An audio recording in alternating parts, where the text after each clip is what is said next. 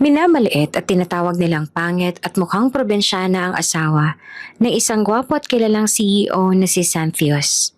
Kung ano-anong mga masasakit na salita ang binato nila dito. Ngunit laking gulat nang makita ang tunay na itsura ng kanilang nilalait. Siya ba talaga yon? Ang asawa ni Mr. Buenavista? Grabe, sobrang ganda niya pala talaga. Hindi ko lubos akalain.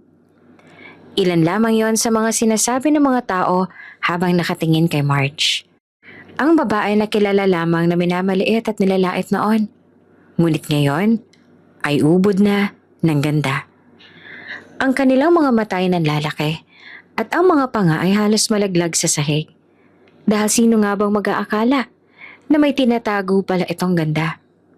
Ngunit ano nga ba ang tunay na dahilan ni Marge at tinago niya ang kanyang tunay na kagandahan sa pamamagitan ng pagsusuot ng mga pangmanang nakasuotan at pagsusuot ng cosmetics upang magmukhang puno ng tigyawat ang kanyang mukha?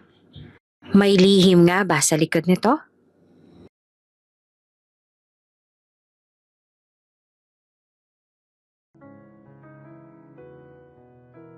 Sabi nila, love is blind, na hindi tumitingin sa panlabas na anyo ang mga taong tunay na nagmamahal.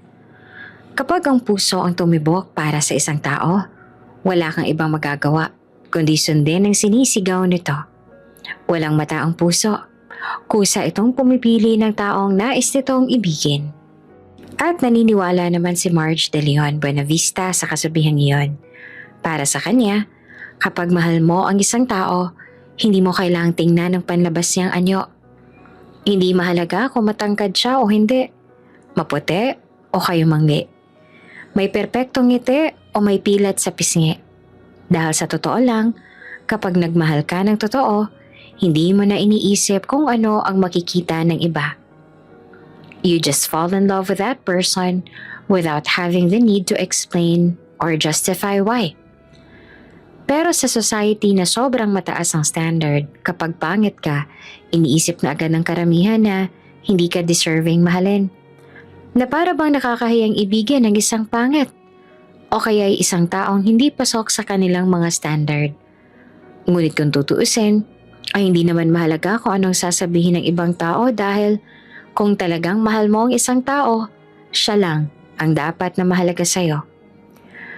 Pagkabukas pa lamang ng pinto ng main entrance ng Buenavista Corporation, agad na napalingon ng mga tao.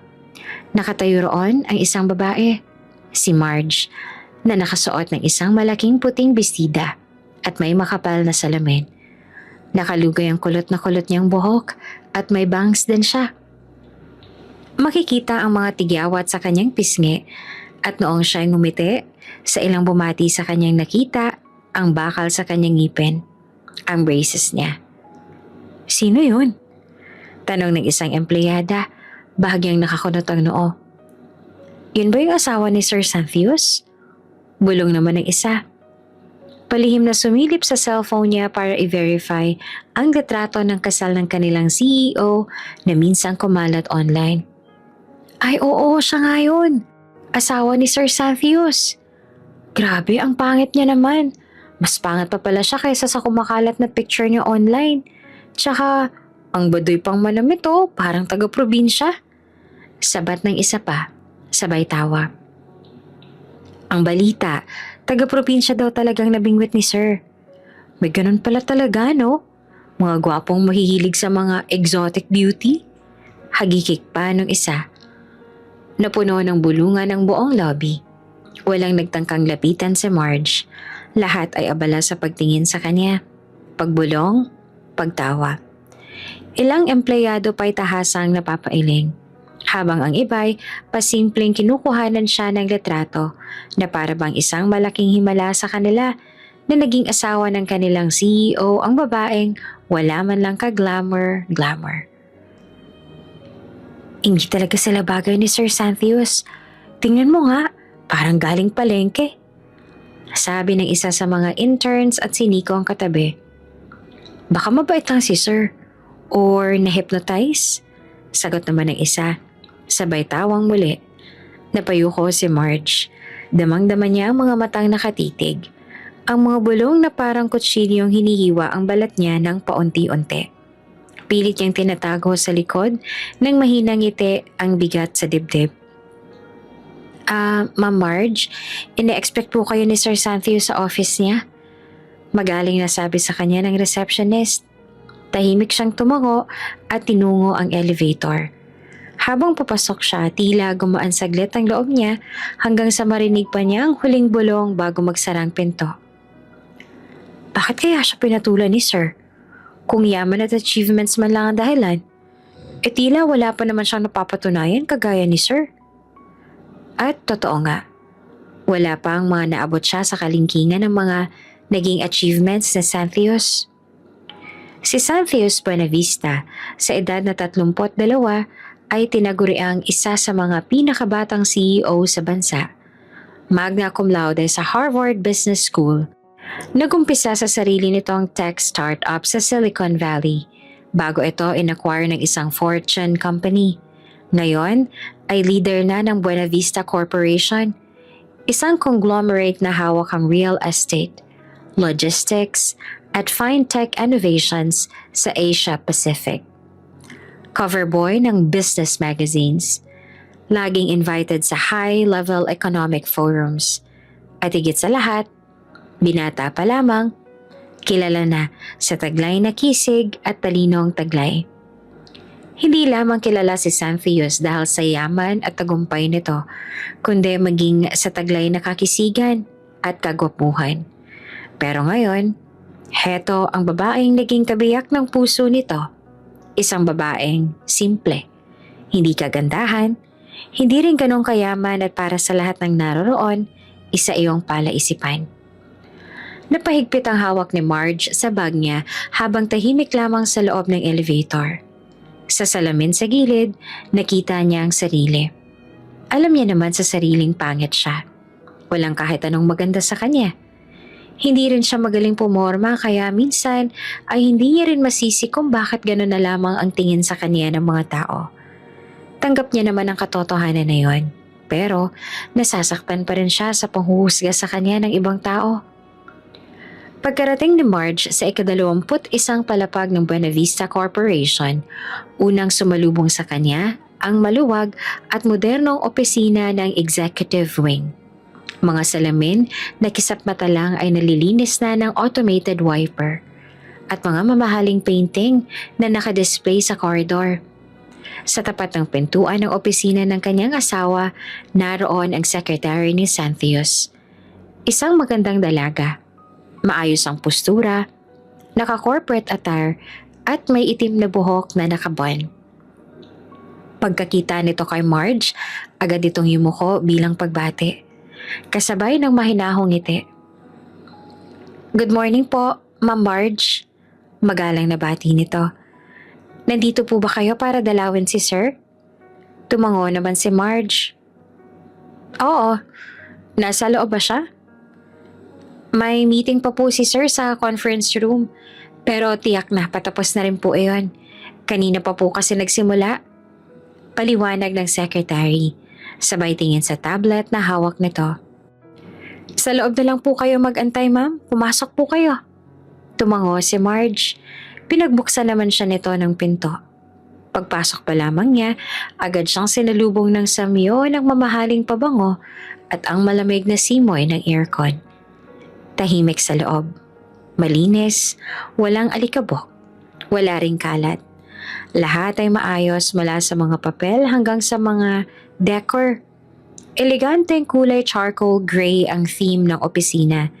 May halong warm wood finish sa mga shelf at furniture. Lumapit si Marge sa malawak na lamesa ng kanyang asawa. Doon, napangiti siya. Nakadisplay sa isang glass frame ang wedding photo nila.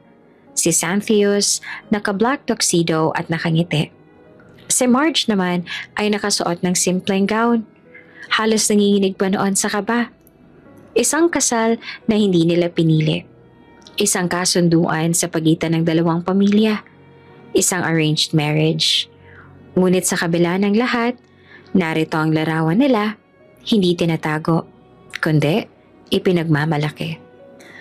Napakagat siya ng labi. May kung anong init na dumaloy sa puso niya. Sa kabila ng mga sinasabi ng mga tao na hindi raw sila bagay, hindi siya ikinukuble ni Xanthius. Napalingon siya sa gilid kung saan nakahilera ang mga bookshelf. Doon niya napansin ang isang maliit na seksyon na iba ang kulay ng label. Fictional reads. Lumapit siya roon. May mga nobelang paborito niya. Ilang kilalang klasikong romance novels, fantasy series, at kahit ilang local fiction. Biglang sumilay sa labi niya ang mas malambot na ngiti. Alam ni Xanthius kung gaano siyang kahilig sa mga libro. Noon pa man ay mahilig na talaga siyang magbasa. Kaya siguro may fiction section dito para sa kanya. Pumili siya ng isa sa mga libro. Pride and Prejudice ang pamagat. Naupo siya sa plush na kulay cream na sofa sa gilid ng opisina. Binuklat niya ang unang pahina. At habang binabasa ang bawat linya, unti-unting humupa ang bigat sa dibdib niya. Abala pa rin si Marge sa pagbabasa. Malalim nang iniikutan ng imahinasyon sa mga pahinang hawak niya. Hindi niya namalayan ang pagbukas ng pintuan hanggang sa bahagyang lumika ng tunog ang pagbukas nito. Pumasok si Xanthius Buenavista, ang kaniyang asawa. Matikas pa rin sa suot nito na navy blue na suit. Seryosong ekspresyon habang may sinasabi sa secretary na sumunod dito papasok. Gawin mo agad ang pinag-uutos ko, Mia. Ayoko madelay. Ipadiretso mo na rin sa legal department pagkatapos. Opo, sir. Sagot naman ng secretary. Ngunit natigilan si Xanthius nang mapansin siya nito. Saglit itong napatigil sa paglalakad. Pero agad din na sumilay ang ngiti sa labi nito. Agad na itinabi ni Marge ang aklat na hawak. Tumayo at bahagyang inayos ang sarili. Hi, bati niya. May bahagyang kaba sa tinig pero sinubukang umiti. Naistorbo yata kita. Lumapit si Xanthius at sa halip na magsalita, marahan siya nitong hinalikan sa noo. Isang simpleng kilos na tila nakagawian na nitong gawin mula nang sila'y naging mag-asawa. Pero nananatiling nagpapabilis ang tibok ng kaniyang puso. Kanina ka pa ba rito? Tanong nito. Hindi naman. Sagot niya sabay ngiti.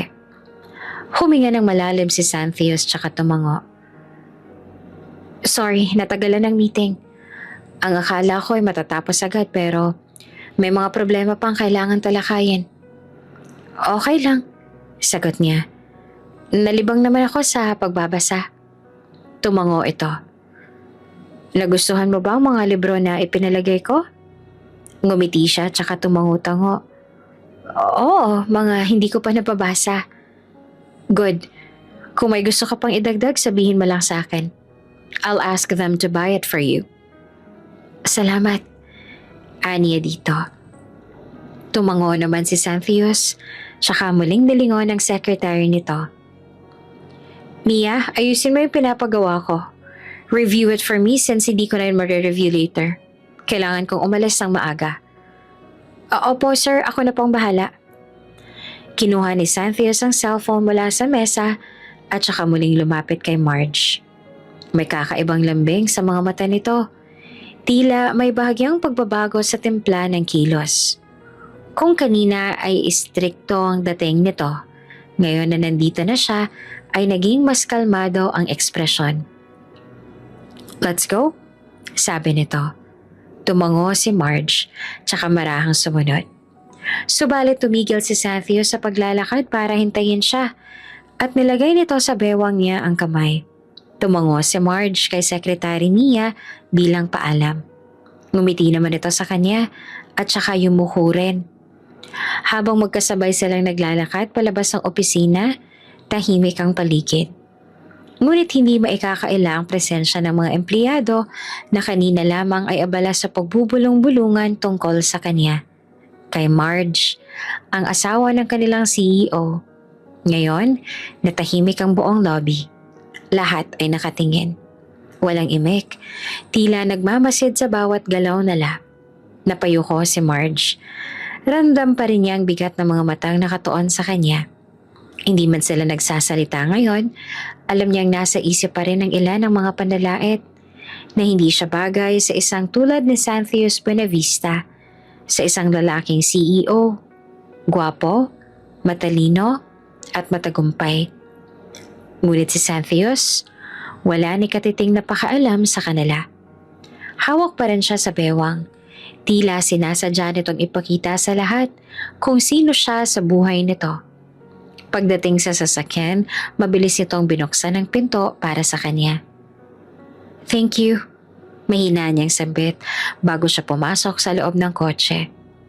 Pumasok si Xanthius sa kabilang pinto at agad na ikinabit ang seatbelt. Tiningnan siya nito saglit. Sinipat kung nakakabit na ba sa kanya. At nang makita nitong maayos na ang seatbelt niya, saka nito pinaandar ang sasakyan. Habang lumilipas ang ilang segundo sa katahimikan, nagsalita si Xanthius habang nakatingin sa kalsada. "We'll buy gifts for our parents before we head to the restaurant?" Tumango naman si Marge. "Sige," tipid niyang sagot. Sabay tingin sa labas ng pintana. Tahimik ang loob ng sasakyan. Tanging ugong ng makina at marahang pagkilos ng sasakyan ang maririnig. Pero hindi nakakabinging katahimikan iyon. Bagkos ay isang uri ng katahimikang panatag, payapa kahit papaano. Umuwi kasi ng bansa ang magulang ni Xanthius. At sakto naman na lumuwas din ng probinsya ang magulang ni Marge para sa isang business meeting. At napagkasunduan na magkaroon sila ng family dinner since patagal-tagal na rin mula nung huli silang nagkakasama. Maya-maya pa ay binasag ni Xanthius ang katahimikan. "How's your day?" Tanong nito. Nakasanayan na rin itong itanong ang tungkol sa araw niya. At syempre, masaya siya tungkol doon dahil ang ibig sabihin lamang nun ay may interes din ito sa kanya. Napabaling si Marge sa asawa at saka bahagyang napangiti. "Ayos lang naman. Tumulong ako sa mga gawaing bahay kanina. Wala rin kasi ako masyadong ginagawa at hindi pa nakakauwi si Ate Nina mula sa bakasyon niya." Sagot niya. "Tsaka, bago ako pumunta sa opisina mo, dumaan din ako sa cafe. Bumili ako ng favorite kong pastry." Tumango si Xanthius. "Good." Siya naman ang nagtanong. "Ikaw? How's your meeting?" Saglit na nagbuntong hininga si Xanthius. Hindi iniiwas ang mga mata sa daan. "Stressful as usual. Nagkaroon ng kaunting disagreement sa budget allocation sa marketing. Pero naayos din. Mahirap lang talaga kapag hindi nagkakasundo ang department heads." Tumango si Marge, tahimik na nakikinig. Hindi man siya involved sa corporate world, sanay na siyang makinig sa mga ganitong kwento ng asawa. At sa bawat mga kwento nito, pakiramdam niya ay mas lumalapit ito sa kanya. Matapos silang mamili ng regalo para sa kanilang mga magulang, ay agad silang nagtungo sa restaurant kung saan gaganapin ang napag-usapang dinner. Magkahawak sila ng kamay habang tinatahak ang direksyon papasok ng restaurant. Sa kabilang kamay ni Xanthius ay bitbit nito ang paper bag na may lamang mga regalong pinili nila kanina. Pinagbuksan sila ng pinto sa restaurant at ang dalawang doorman ay magalang na yumuko. Pagpasok pa lamang nila, agad na napalingon ang ilang waitress at staff sa kanila. May ilan na napapangiti, ngunit mas kapansin-pansin ang ilang pares ng matang may pagtataka. Pero dahil kasama niya ngayon si Xanthius, ay wala na ni isa sa kanilang nagtangkang magsalita. Ramdam ni Marge ang bawat bulungan, bawat tingin, bawat kumpas sa mga matang sumusuri sa kanya mula ulo hanggang paa. Masakit, nakakahiya, nakakababa ng loob. Pero tahimik lamang siya. Pinipiling huwag pansinin ang mga tingin na puno ng panghuhusga. Pagdating nila sa harap ng isang VIP room, binuksan ng staff ang pinto para sa kanila. Pagkapasok nila, agad na tumayo ang mommy ni Xanthius mula sa pagkakaupo sa mahabang mesa. Elegante itong nakasuot ng klasikong beige na dress At ang aura nito ay hindi maitatanggi na may dugong elite. "Oh, Marge!" Masayang sigaw nito habang mabilis na lumapit sa kanya. Bago pa siya makakilos ay niyakap na siya ng ina ng kanyang asawa. Noon pa man kasi ay gustong-gusto na siya ng magulang na Xanthios para sa kanilang anak. Kaya naman ang turing nila sa kanya ngayon ay para bang tunay na rin nilang anak. Miss na kita, anak. Napakabihira na lang nating magkita." Sabay haplos nito sa kanyang buhok. Sa Kazakhstan na kasi sila naninirahan mula nang magretiro ang ama ni Xanthios at ang asawa niya ang namamahala sa lahat. Bumibisita na lamang sila sa Pilipinas kapag gusto nila. "Namiss ko rin po kayo," sagot niya. "Masaya po ako nandito kayo." Sa tabi nila, tahimik lamang si Xanthios na pinapanood silang dalawa. Matapos ang mainit na pagbati ng ina ni Xanthios kay Marge, nagmano naman siya sa ama ni Xanthios at niyakap niya rin ang mga magulang niya na kapwa malalawak ang ngiti sa kanilang labi. Matapos noon, lumapit na rin si Xanthios sa kanyang mga biyanan. Magalang itong nagmano sa ama't ina ni Marge na kapwa nakangiti rito. "Kamusta po kayo, Mama, Papa?" tanong ni Xanthios habang iniabot ang regalo. "Ayos lang naman kami, iho. Hindi niyo na sana kami pinag-abalahan pa," sabi ng ama ni Marge habang tinatanggap ang paper bag. "Maraming salamat, iho," sagot ng mommy niya. Nang makaupo na silang lahat sa paligid ng mahabang mesa sa loob ng VIP room, agad na nagsimula ang masayang salo-salo. Masarap ang pagkaing inihain. May roasted duck, steak, creamy mashed potatoes, fresh salad, at iba't ibang klase ng dessert na tsak na pinili ng maayos para sa espesyal na okasyong ito. Masayang mga usapan. Maraming tawanan, maraming kwento. Napunta ang usapan sa lumalawak na negosyong azukarera sa Visayas na pag-aari ng ama ni Marge. Ikinwento nito kung paanong lumaki na ang operasyon nila at kasalukuyang nagbubukas ng bagong planta sa Negros. "Kapag natapos yun, anak, gusto kong ipakita yun sa'yo, lalo na't ikaw na rin ang may bahagi sa pamilya," ani ng kanyang ama. "Sige po, bibisita po kami ni Marge roon," sagot naman ni Xanthios. Hindi rin nagpahuli ang mga magulang ni Xanthios sa mga kwento.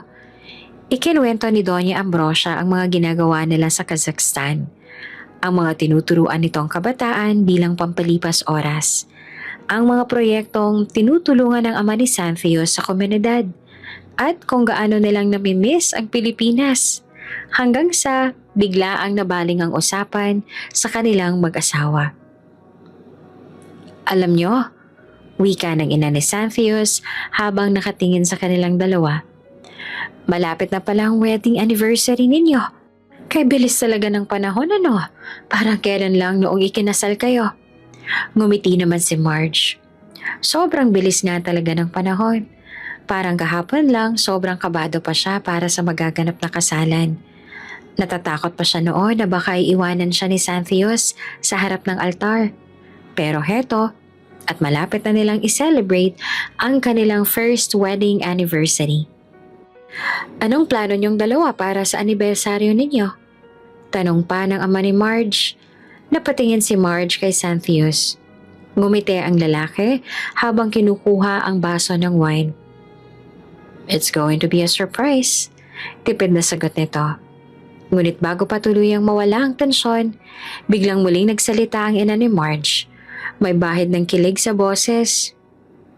Kailan naman kaya kami mag-e-expect ng apo, Biglang napatigil si Marge sa pagsubo ng dessert.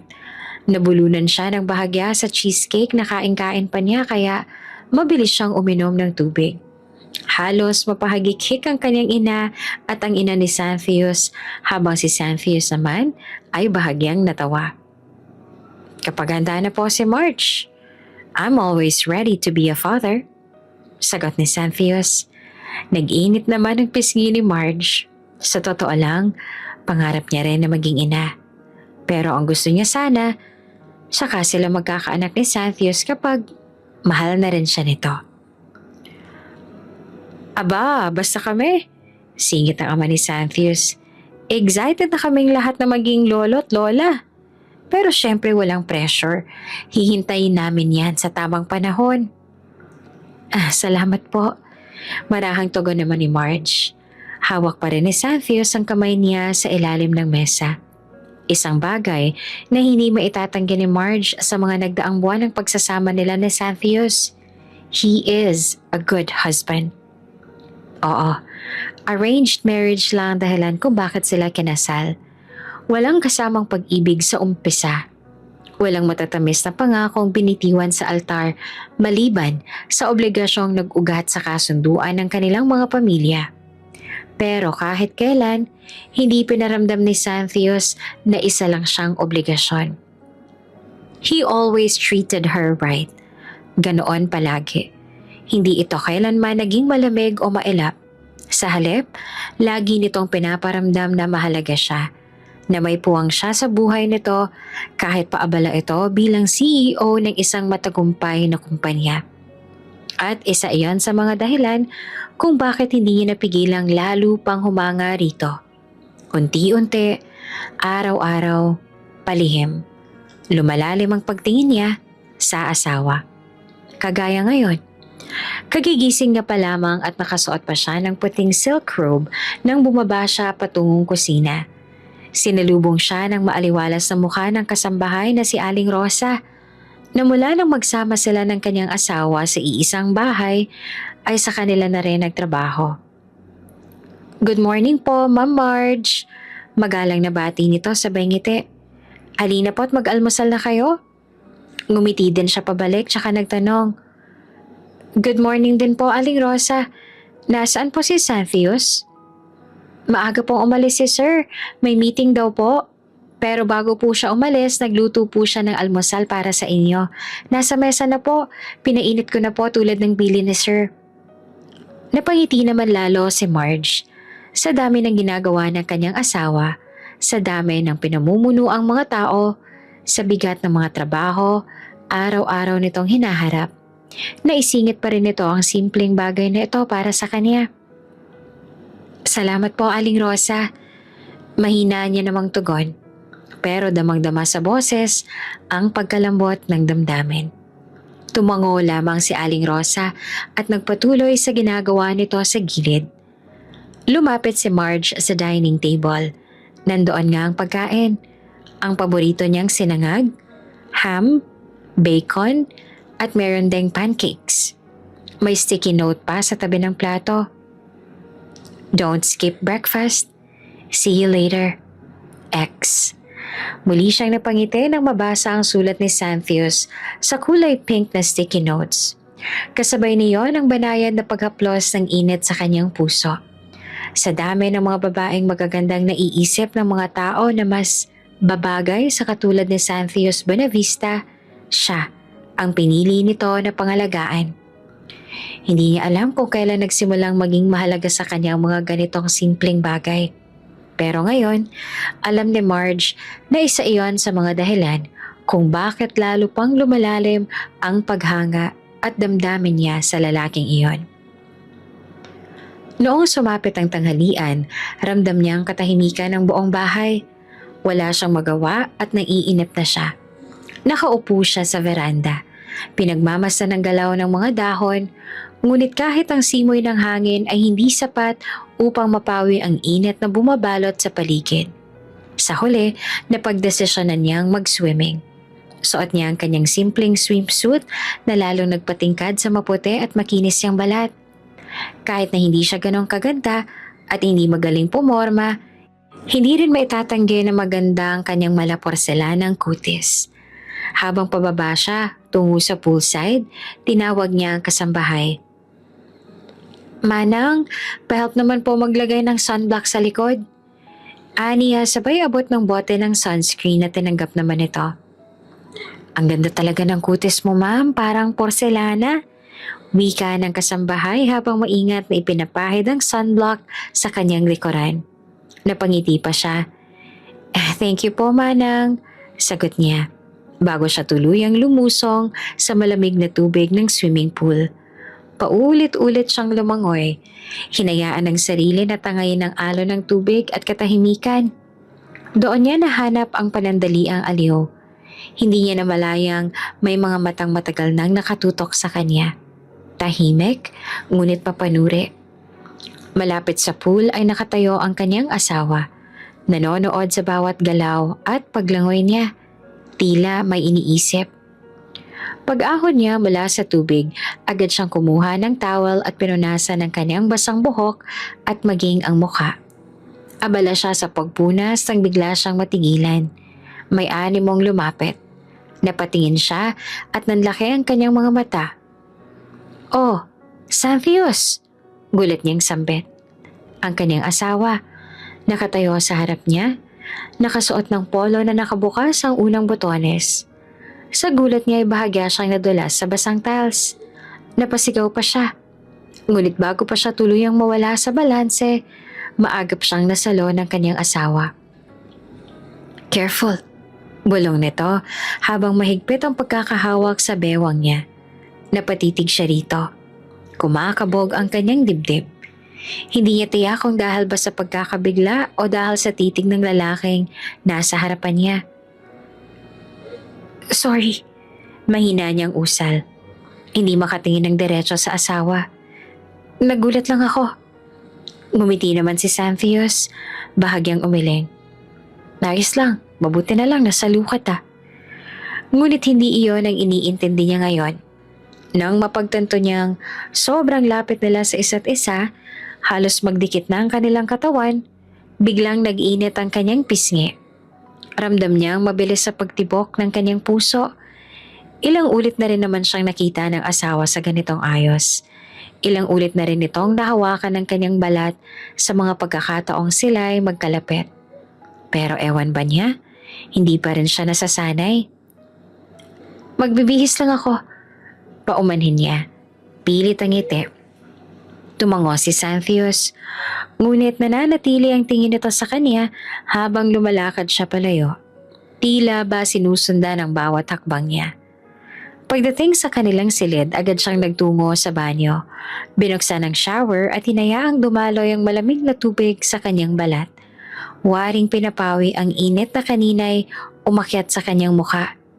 Pagkatapos mag-shower, nagpalit siya ng simpleng bestida na malambot sa katawan at presko. Tinuyo niya ang buhok gamit ang tuwalya, tsaka sinuklay ito at pinatuyo ng kaunti gamit ang blower. Isinuot niya ang kanyang salamin bago bumaba.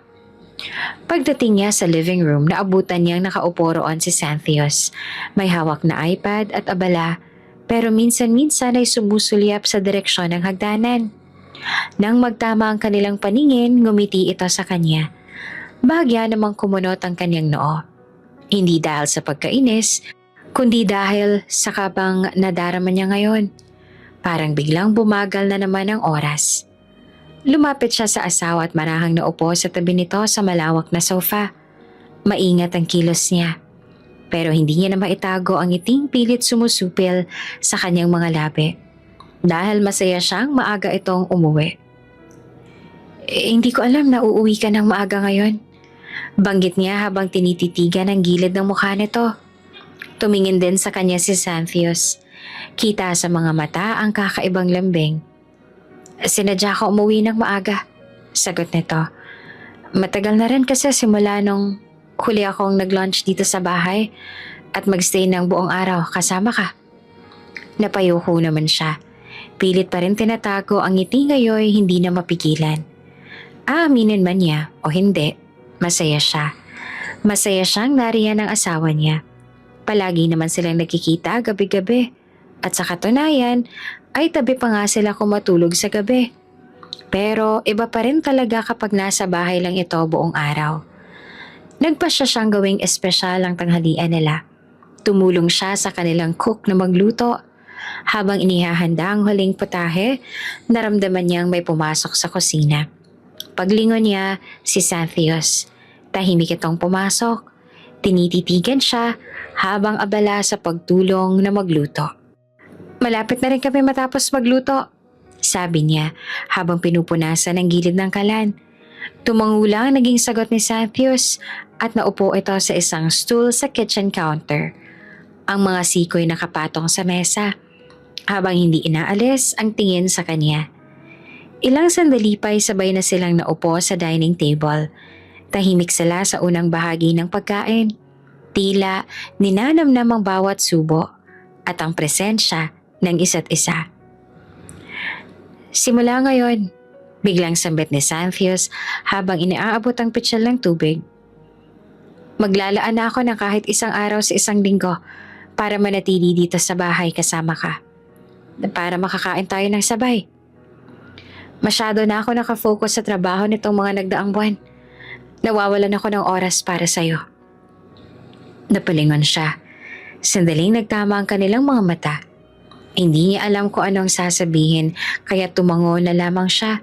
Pilit na tinatago ang ngiting unti-unting sumisilay sa kanyang labi. Mabilis niyang ibinaba ang tingin sa kanyang plato. Baka mahalata pa nito ang bahagyang pamumula ng kanyang pisngi. Hindi man niya binigkas ang malakas, ramdam niyang umaapaw ang tuwa sa puso niya. At totoo nga, buong hapon ay nanatili sa bahay si Xanthius. Nasa living room ito, nakatutok sa laptop at may ilang tawag na tinanggap. Pero kahit abala, dama pa rin ni Marge ang presensya nito sa bawat sandali. Paminsan-minsan sumusulyap ito sa kanya at magtanong kung okay lang ba siya. Simpleng bagay, ngunit sapat na iyon para hindi niya maramdaman ang lungkot o ang matinding katahimikan ng bahay. Iba pa rin talaga kapag nariyan ang taong mahal mo. Kahit hindi nagsasalita, ang simpleng pag-iral nito sa paligid mo'y nakakapawi ng kung anong bigat sa puso. Lumipas ang mga linggo at tila naging bahagi na ng araw-araw niyang buhay si Xanthius. Kahit gaano ito ka-busy sa trabaho, laging may isang araw sa isang linggo na inilalaan ito para sa kanya. Sa isang araw na yon, buong araw din itong nasa bahay. Kasama siya sa almusal, minsan tumutulong sa pagluluto at sa gabi nanonood sila ng pelikula sa sala. Hindi man madalas ang ganitong mga sandali, sapat na para maramdaman niyang hindi siya nito pinagsasawalang bahala. Isang tanghali, nakaupo siya sa sala habang nagbabasa ng libro. Nakatanggap siya ng text message mula sa kanyang kaibigan na si Sophie. Girl, kaloka! Alam mo bang ikaw ang headline ng news ngayon? Naiinis ako. Napakunot noo siya habang binubuksan ng link na kasama sa message. Sa unang tingin, mukhang okay pa. May picture nila ni Xanthius sa isang charity event. Magkahawak kamay at pareho pa yung nakangiti. Pero nang mabasa niya ang headline, natigilan siya. Matagumpay na CEO na si Xanthius Buenavista. Ikinasal sa ordinaryong babae. Hindi bagay, ayon sa mga netizens. Doon nawala ang ngiti sa labi niya. Nag-scroll pa siya ng kaunti at sunod-sunod ang mga comment na tila kutsilyong unti-unti ring tumatama sa puso niya. Mukhang mabait si CEO pero ang taste niya questionable. Parang katulong lang yung asawa. Sayang naman si Mr. CEO, ang yaman na sana at napakagwapo pa. Pero bakit naman ganyan ang taste niya sa isang babae? Wala na bang iba riyan? Hindi pa naman siguro siya nauubusan ng magandang babae. Bakit ganyan ang pinili niya? May isa pang nag-reply sa comment na iyon at sinabi, Nako, patunay lang yan na may pag-asa pa tayong mga pangit na makabingwit ng mayaman at gwapong nilalang. Napahinga siya ng malalim. Hindi niya alam kung anong mararamdaman. Masakit, oo. Pero sanay na siya. Sanay na siyang tawagin ng mga tao na hindi bagay sa asawa niya. Sanay na siyang matahin dahil sa simpleng itsura at pinanggalingan niya. Pero kahit sanay, hindi pa rin madali. Tumunog muli ang cellphone niya. Tumatawag na si Sophie. Hello? Mahina niyang bate. Anong hello? Bakit sobrang kalmado mo pa riyan? You should be mad. Sigaw pa ni Sophie. Nabasa mo na ba yung article? Diyos ko, nakakagalit. Ginagamit kayo ni Xanthius para lang sa clout, sa views at sa shares. Grabe na talaga sila. Oo, nabasa ko na. Sagot niya na mahinang mahina. Napakakalmado mo pa rin. Tawagan mo si Santius para ma-delete ng mapanirang article na yan. Paimbisagahan nyo na rin. Dapat pinapasara na yung publication na yan eh. May karapatan kayong dalawa, no? Okay lang, Sophie. Hayaan na lang natin sila. Sanay naman ako. What? Hayaan na lang? Girl, come on! Hindi yun okay. Lahat na lang pinapalampas mo. Ginagamit ka na ng mga tao. Pinagkakakitaan pa yung pangalan mo. Tapos wala ka malang ginagawa? Hindi siya agad nakasagot. Tiningnan niyang muli ang article sa screen. Malinaw ang pamagat. Malinaw rin ang insulto. Wala namang mawawala kung mananahimik na lang ako. Mahina niyang sagot. Ayoko ng gulo. Ayoko ma-stress si Santius. Marami na siya masyadong iniisip. Pero paano ka naman? Lagi mo nalang inuuna si Santius. Alam mo bang ikaw nang nilalapastangan ng mga tao dito? Yung dignidad mo, tinatapakan na. And you just keep letting it go. You always let things slide. Gusto ko lang ng tahimik na buhay. Wala nang away. Wala nang drama. Alam ko naman na ayaw mo ng drama, pero girl, hindi ibig sabihin nun ay mananahimik ka lang habang sinasaktan ka. You deserve better than that. Napayuko siya. Tiningnan niya ang picture nila ni Santius sa article. Magkasama, pero tila ngayon ay malayo sa isa't isa. Sasabihin mo ba sa kanya? Tanong muli ni Sophie. Mas kalmado na. Hindi ko alam. Mahinang turan niya. Ayoko siyang guluhin sa ganitong issue. Baka isipin niya, maliit lang to. Maliit para sa kanya, pero hindi maliit para sa'yo. Winawalang hiya ka na ng mga tao, oh. Hayaan mo na lang. Yan lamang ang tangi niyang sinabi kaya lalo lang na nainis si Sophie pero wala na ring nagawa dahil nagpasya na siyang palampasin na naman ang nangyari. Sa kabilang banda, abalang-abala si Santius sa pagbabasa ng mga reports mula sa iba't ibang departments nang may kumatok sa pinto. Come in, sabi ni Santius nang hindi inaalis ang tingin sa papeles. Bumukas ang pinto at pumasok si Mia, ang kanyang confidential secretary. Maayos ang ayos nito, nakasuot ng corporate attire. Ngunit halatang may dalang mabigat na balita. Sa kilos pa lamang nito, napatingin na si Santius. Sir, umpisa ni Mia habang papalapit sa mesa. May gusto po akong i-report na hindi kaaya-aya. Napakunot ang noon ni Santius. Ibinaba niyang hawak na papel at tumingin ng diretso kay Mia. Ano yun? Humugot ang hiniga si Mia bago iniabot ang tablet. May mga kumakalat na naman po kasing articles online. Misleading at halatang paninira tungkol po sa inyo at sa asawa ninyo. Napakunot ang noon ni Santius matapos marinig na kasali roon ang kanyang asawa. Inabot naman ni Mia ang tablet sa kanya. Sa unang scroll pa lang niya sa screen, agad na nagdilim ang kanyang mukha. CEO Santius Buenavista finally ties the knot. But with her? It's official.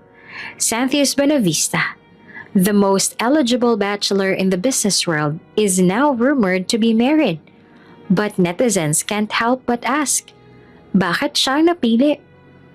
His rumored wife, who remains mostly out of the spotlight, is described by insiders as simple, quiet, and very ordinary.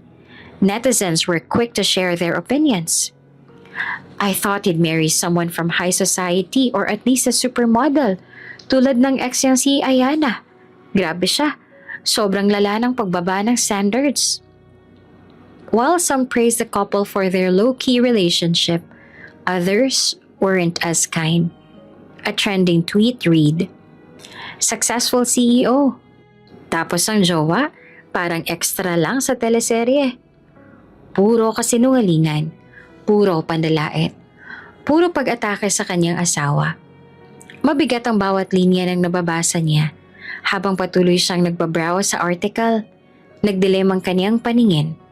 Umigting ang panga niya sa galit. Hindi niya kailangang basahin pa lahat. Isang tingin pa lang sa ibang articles na naroon, alam niya nang walang ibang layunin ng mga iyon kundi siraan at bastusin ang babaeng mahal niya.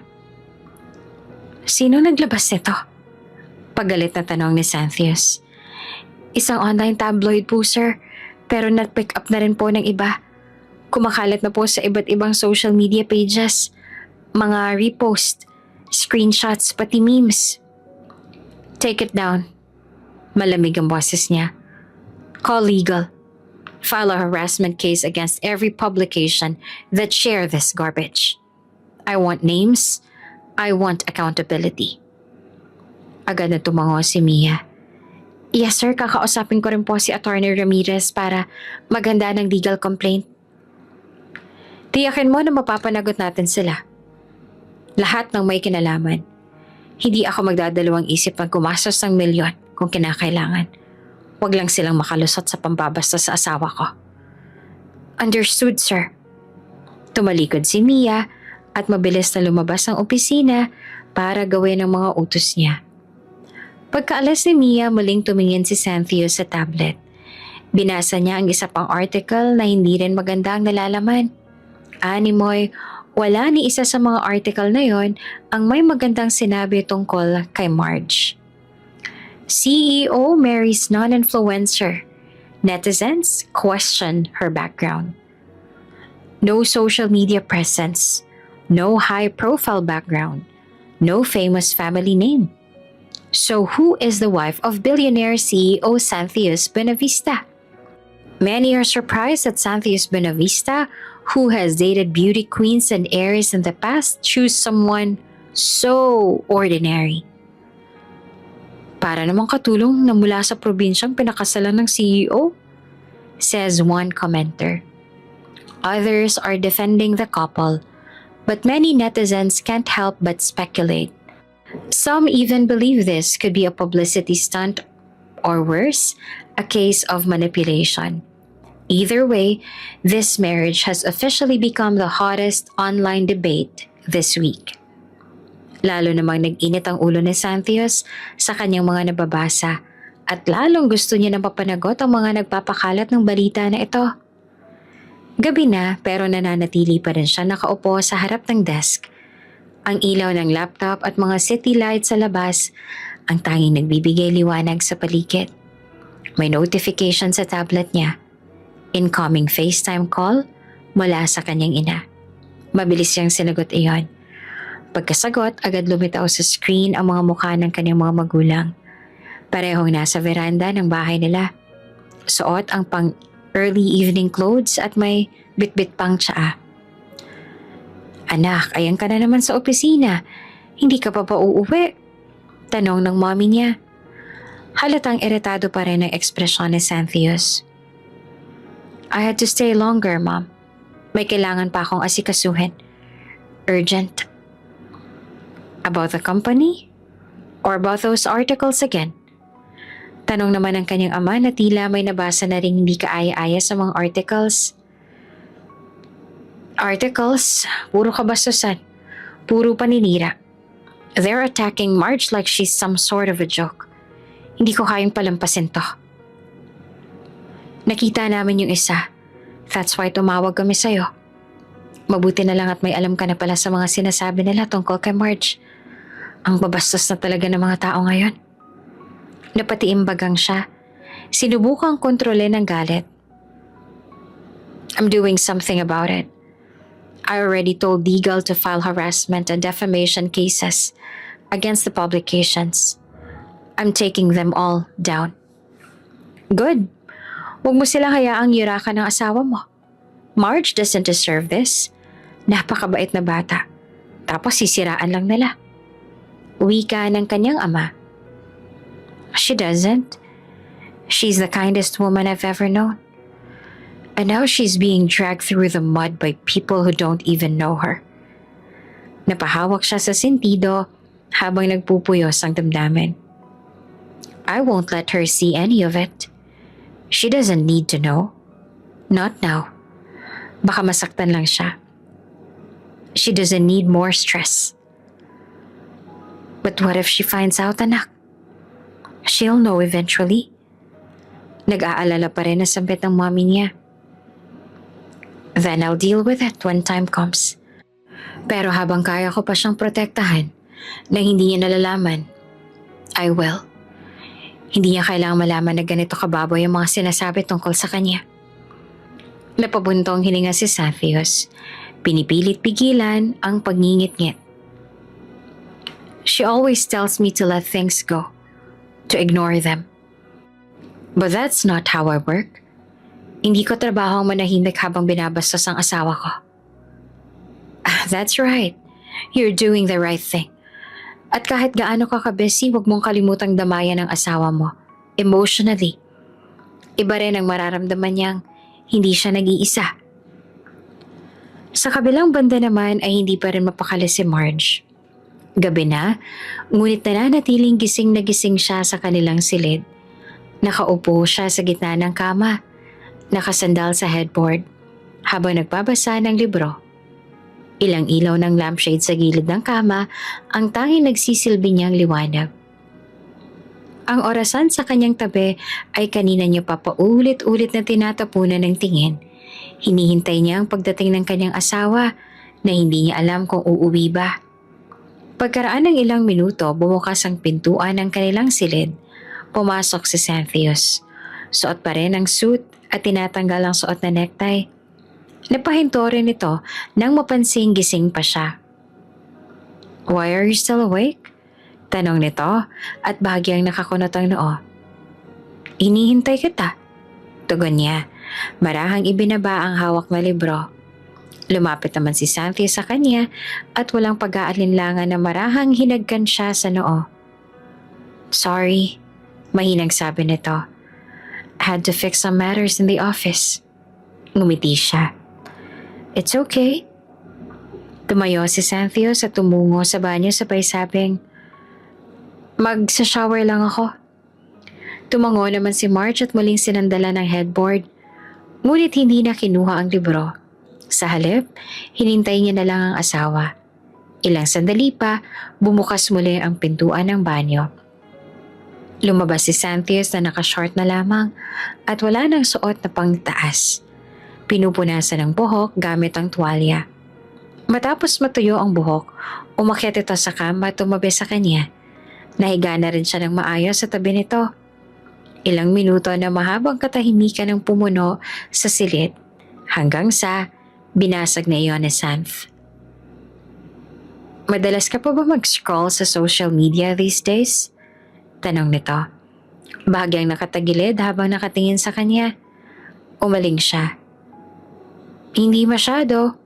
Mas gusto ko magbasa lately." Tumangon si Xanthius pero hindi agad nagsalita. Waring may iniisip ito. "Bakit? May problema ba?" Tanong niya. "Wala naman," sagot nito. Bagamat may kakaibang bigat sa boses. "Oops! May break muna. Gusto mo bang ma-shoutout dito sa channel ni Ate Jane? Mag-comment lang ng lesson you learned from the latest story uploaded.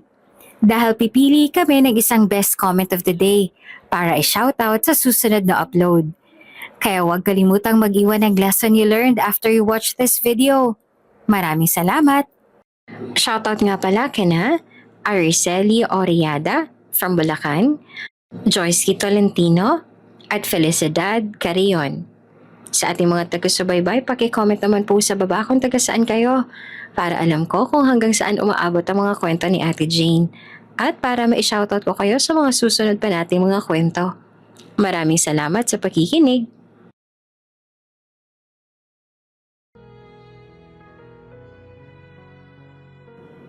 Hindi na siya nag-usisa pa. Kung may nais itong sabihin, maghihintay siya sa tamang panahon. Tumagilid siya paharap dito at bahagyang ngumiti. "Let's sleep." Hinila ni Xanthius ang kumot at pinaunan siya sa mga braso nito. At ganoon ang kanilang posisyon nang sila ay natulog. Lumipas ang ilang araw at wala namang nabanggit na kahit ano sa kanya si Xanthius. Wala itong sinabi na may bumabagabag dito. Isang linggo ng umaga, nag-aayos si Marge dahil nakagawian na rin nilang mag-asawa na magsimba. Nakasuot siya ng isang simpleng cream-colored dress na hanggang tuhod. Ang kanyang makapal na kulot na buhok ay maayos na inaayos sa isang half-up style at suot niya ang kanyang salamin. Wala siyang makeup, maliban sa bahagyang tinted lip balm. Pagkababa niya ng hagdan, bumuhad sa kanyang asawa. Nakatayo si Santhio sa malawak na living room. Suot ang isang itim na polo shirt na nakatuck in sa black pants na perpektong bumagay sa matikas nitong tindig. Gaya ng dati, parang modelo itong bumaba mula sa cover ng isang fashion magazine. Napatingin ito sa kanya. Bahagyang kumurba ang labi sa ngiti. Ready? Pinakita pa nito sa kanya ang hawak na susi. Tumango siya. Lumapit na sa kanyang asawa. Magkasabay silang lumabas ang bahay. Tulad ng nakagawian, agad na binuksan ni Santios ang pinto ng sasakyan para sa kanya. Umupo siya sa passenger seat at agad namang lumibot si Santios para sumakay naman sa driver seat. Pagpasok nito, nag-lean ito sa kanya at maingat na kinapit ang kanyang seatbelt. Ilang segundo silang magkalapit ang mukha. Nang magtamang kanilang mga mata, matamis siya nitong initian. Comfortable? Tanong ni Santios. Tumango naman siya. Habang binabaybay nila ang daan patungong simbahan, tahimik ang simula ng biyahe. Tila pareho ang ninanamnam ang presensya ng isa't isa. Ngunit hindi nagtagal, nagsalita si Santios habang nakatingin sa kalsada. After Mass, may gusto ka bang puntahan? Tanong nito. Napaisip naman si Marge bago ngumiti. I want to go to a nature park. Gusto ko lang maglakad-lakad. Yung tahimik. May alam ako. Sagot ni Santios agad. I'll take you there. Pagdating nila sa simbahan, agad na tumigil si Santios sa parking. Muli, bumaba ito at lumibot para pagbuksan siya ng pinto. Bumaba si Marge at agad naman na hinawakan ni Santios ang kamay niya. Magkahawak kamay silang lumakad papasok ng simbahan. Ang ilan sa mga nakasalubong nila ay napatingin sa kanila ng mas matagal pero hindi iyon pinagtuunan ng pansin ni Santios at tumuloy na sila sa loob ng simbahan na maraming tao. Magkatabi ang kanilang upuan. Pareho silang tahimik at nakatingin lang sa harap habang ang pari sa harap ay nagsimulang magbigay ng homilya. Tahimik ang paligid. Tanging tinig lamang ng pare ang umalingaw-ngaw sa loob ng mataas na kisame ng simbahan. At ang pagmamahal, mga kapatid, ay hindi lang para sa mga madaling mahalin. Mahalin natin ang mga nakasakit sa atin, ang mga hindi natin lubos na uunawaan, at lalo't higit, ang mga taong ibinigay sa atin ng Diyos upang makasama habang buhay. Malumanay, ngunit mariing sabi ng pare. Huwag nating kalimutan na ang pag-ibig ay isang desisyong pinaninindigan araw-araw. Hindi ito laging madali, pero ito ang daan, patungo sa tunay na kapayapaan. Saglit na napalingon si Marge kay Santios. Tahimik lang itong nakikinig. Pero ang pagkakahawak nito sa kanyang kamay ay naging mas mahigpit. Mas matatag. Parang sinasang-ayunan nito ang bawat salita ng pare. Nang dumating ang bahagi ng pagsisindi ng kandila at paglapit sa altar para sa ostya, sabay silang tumayo. Marahan siyang inalalaya ni Santios papalapit sa harap. Nang tumanggap sila ng ostya, sabay din silang lumuhod sa altar. May katahimikan sa kanilang panalangin. Lumapit ang pari sa kanila at bahagyang umiti. Inilagay nito ang dalawang kamay sa kanilang mga ulo, sabay sabing, pagpalain kayong dalawa ng Diyos. Magkaibang kaluluwa, ngunit iisang landas. Patatagin nawa ang inyong pagmamahalan sa gitna ng lahat ng pagsubok. Nagpasalamat sila at tahimik nang umalis mula sa altar. Paglabas sila ng simbahan, nagtuloy sila sa gilid kung saan nagsindi ng kandila ang mga tao. Kumuha sila ng tigi-isang kandila. Sabay na sinindihan at inilagay sa harap ng krus. Pinikit ni Marge ang mga mata at taimtim na nagdasal. Ilang sandali pa, naramdaman niya ang mga kamay ni Xanthius na marahang humawak sa kanyang bewang. Marahan siyang hinila nito papalapit. Pinasandal sa dibdib nito habang magkasabay silang nakapikit. Alam ni Marge na noon pa man of God na ang kanyang asawa. Tahimik ito pero may malalim na pananampalataya. Kung hindi lang ito nag-iisang anak at tagapagmana ng pamilya Buenavista, baka matagal na itong nagpare o pumasok sa seminaryo. Pero iba ang itinakdang landas para dito. At kahit na hindi ito nakasuot ng puting abito, ang puso nito ay nananatiling nakatuon sa Diyos. Sa kabila ng pagiging abala sa kumpanya, sa mga responsibilidad, sa negosyo at pamilya, laging may espasyo sa oras ni Xanthius para sa pananampalataya. Linggo-linggo hindi ito pumapalya sa misa. At ngayon, bilang asawa na nito, si Marge na ang laging kasama nito sa tuwing lumuluhod ito sa harap ng Diyos. Matapos ang misa, dahan-dahan silang naglakad-lakad sa paligid ng malawak na luntiang bakuran ng simbahan. Ang hangin ay malamig at banayad. May dalang samyo ng mga bulaklak na itinanim sa gilid ng daan. Hawak ni Xanthius ang kamay ni Marge, mahigpit, ngunit banayad. Parang ayaw itong pakawalan kahit saglit. Tahimik lamang sila sa simula habang pinagmamasdan ng paligid. May ilang batang naglalaro sa damuhan. May mga matatandang nakaupo sa mga bangkong kahoy sa ilalim ng mga puno. At may ilan ding mag-asawang tulad nila naglalakad ng magkasabay.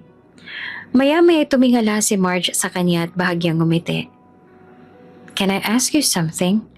Tanong niya na ang tinig ay mahina at may kaunting pag-aalinlangan.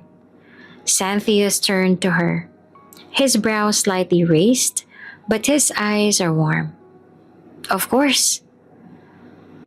"What did you pray for earlier?"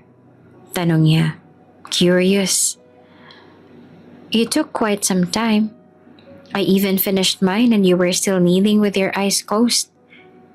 Bahagyang natawa si Xanthius, pero malamlam ang mata na tumingin sa kanya. "I prayed for our well-being," panimula nito.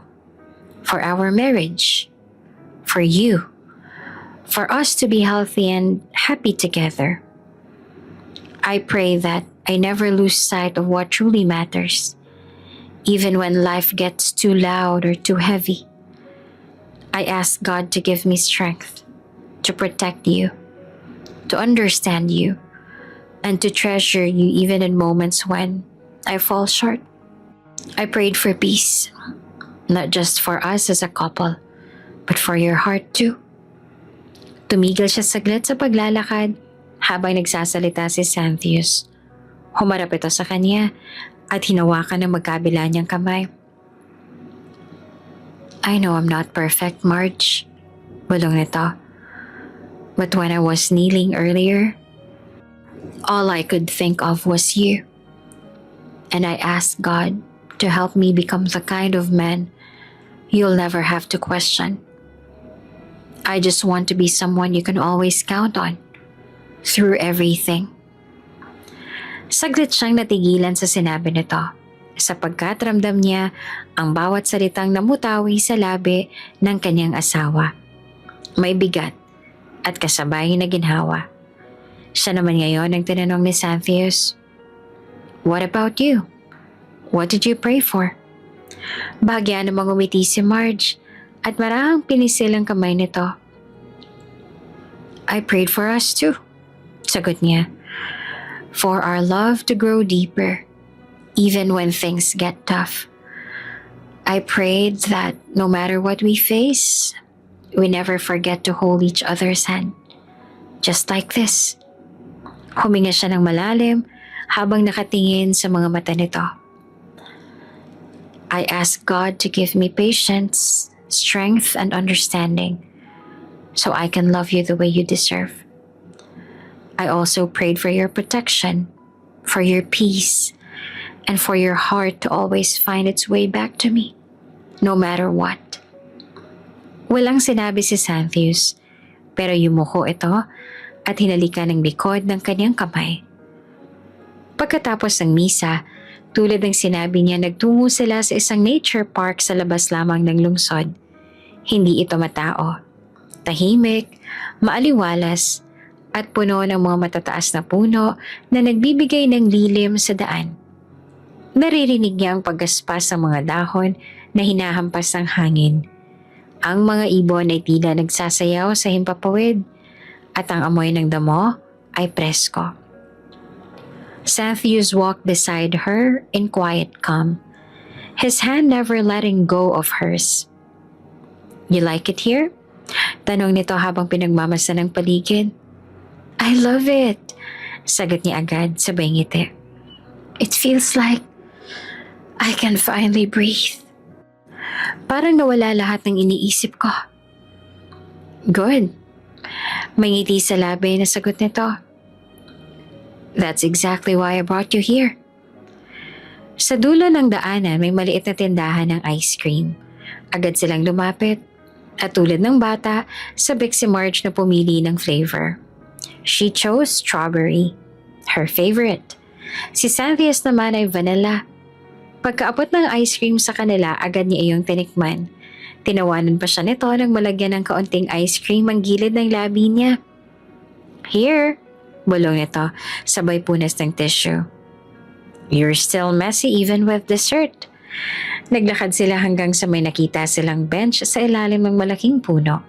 Umupo sila roon, magkatabi, habang unti-unting natutunaw ang ice cream sa mainit na tanghali. Ngunit sa ilalim ng lilim at sa preskong hangin ng parke, wala ni isa sa kanila ang nagmadaling ubusin ito.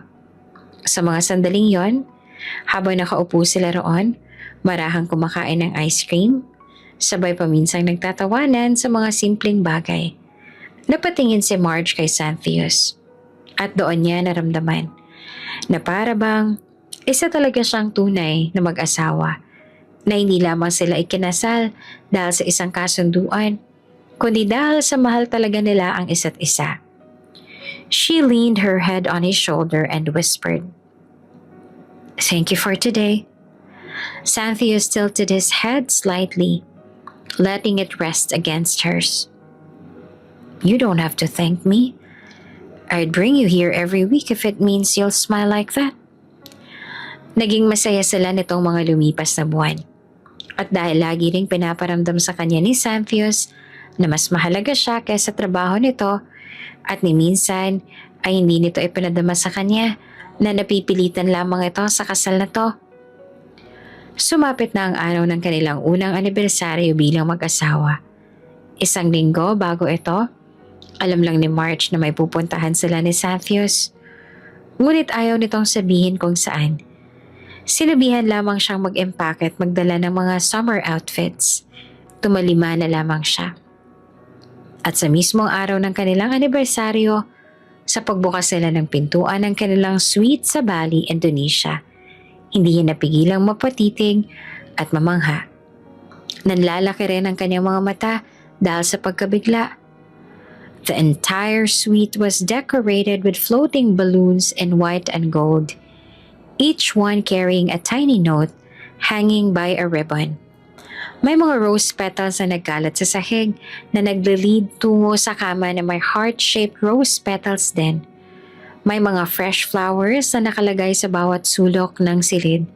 At sa bintana, tanaw ang karagatan na kalmado, bughaw, at tila ba nakikiisa rin sa pagdiriwang na ito.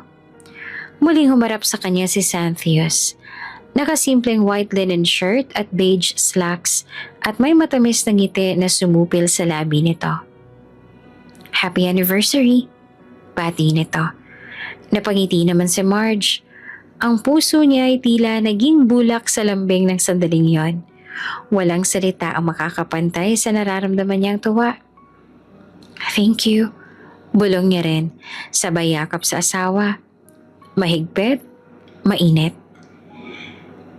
"Thank you for making this marriage feel like a blessing," dagdag pa niya. Later that evening, pagkatapos nilang magpahinga at ayusin ang sarili, dinala siya ni Xanthius sa isang eleganteng restaurant na may panoramic view ng dagat na makikita pa rin dahil sa mga ilaw kahit paggabi na.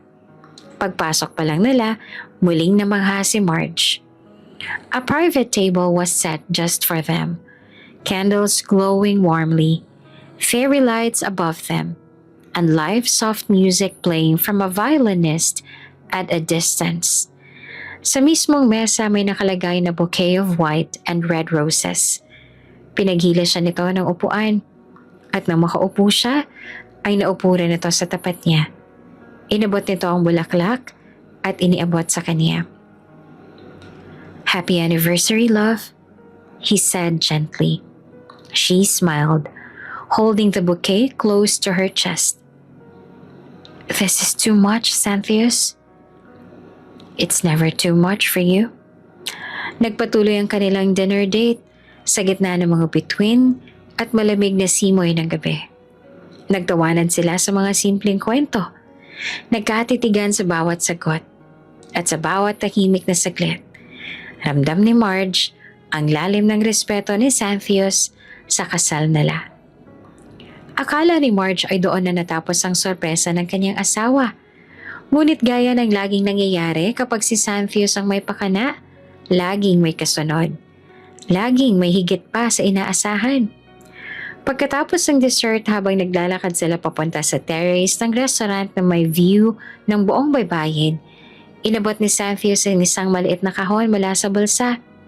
She blinked in surprise. "What's this?" Ngumiti si Xanthius. "Another gift.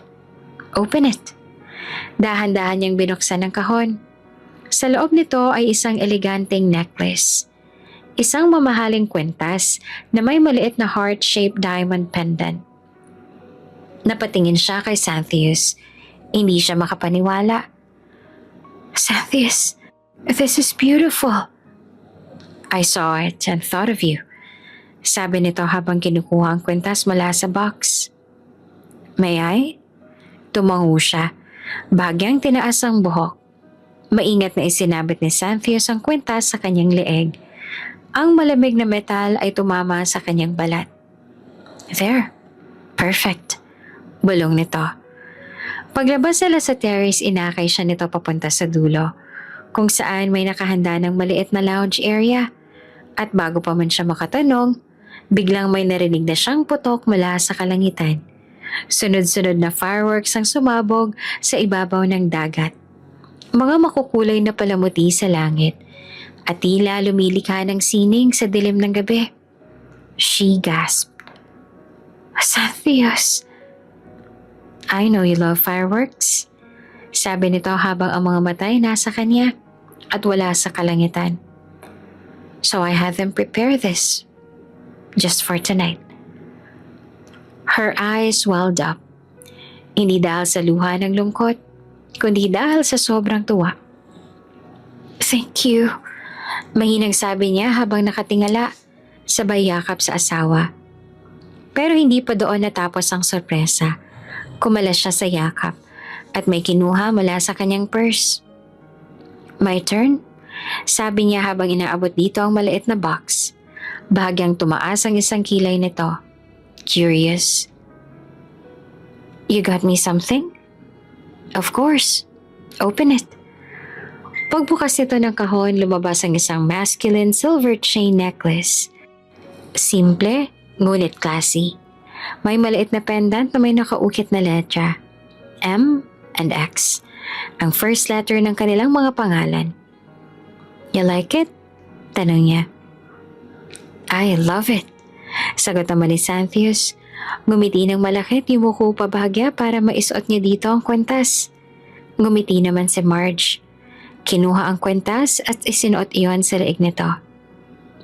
"Happy anniversary." "Thank you, love." Nagulat siya nang biglang hinapit ni Xanthius ang kanyang bewang. Mariin siyang niyakap at walang alinlangang hinalikan sa labi. She froze for a second, out of surprise, but then melted into the kiss. And just as their lips met fully, another wave of fireworks exploded behind them, lighting up the sky like a grand celebration of their love. Ang mundo ay tila tumigil sa pag-ikot at tila ba sila lamang ang tao sa mundo sa mga sandaling yon. Lumipas ang ilang buwan mula nang magdiwang sila ng anibersaryo ni Santhio sa Bali. Buong akala ni Marge ay magiging mas magaan na ang lahat. Ngunit taliwas sa kanyang inaasahan, sa pag-alis ng asawa para sa isang business trip sa Europe, tila sa kanya naman napunta lahat ng bigat at responsibilidad. Siya ang kinatawan ni Santhio sa ilang charity events at business parties. Araw-araw siyang nakangiti, nakikipagkamay, nakikinig sa mga talumpati at binabati ng mga taong halos hindi niya kilala. Ngunit sa likod ng mga ngiting yon, naroon ang pagod, ang bigat ng mga mata at ang tahimik na pagsusumamo ng kanyang puso na sana'y makauwi na siya sa isang yakap na pamilyar. Mabigat ang bawat hakbang niya palabas ng event hall. Sa isang sulok, naghihintay si Sophie, ang kaibigan niya na sinasamahan siya sa mga events dahil alam nito na hindi pa siya sanay sa ganitong mga bagay.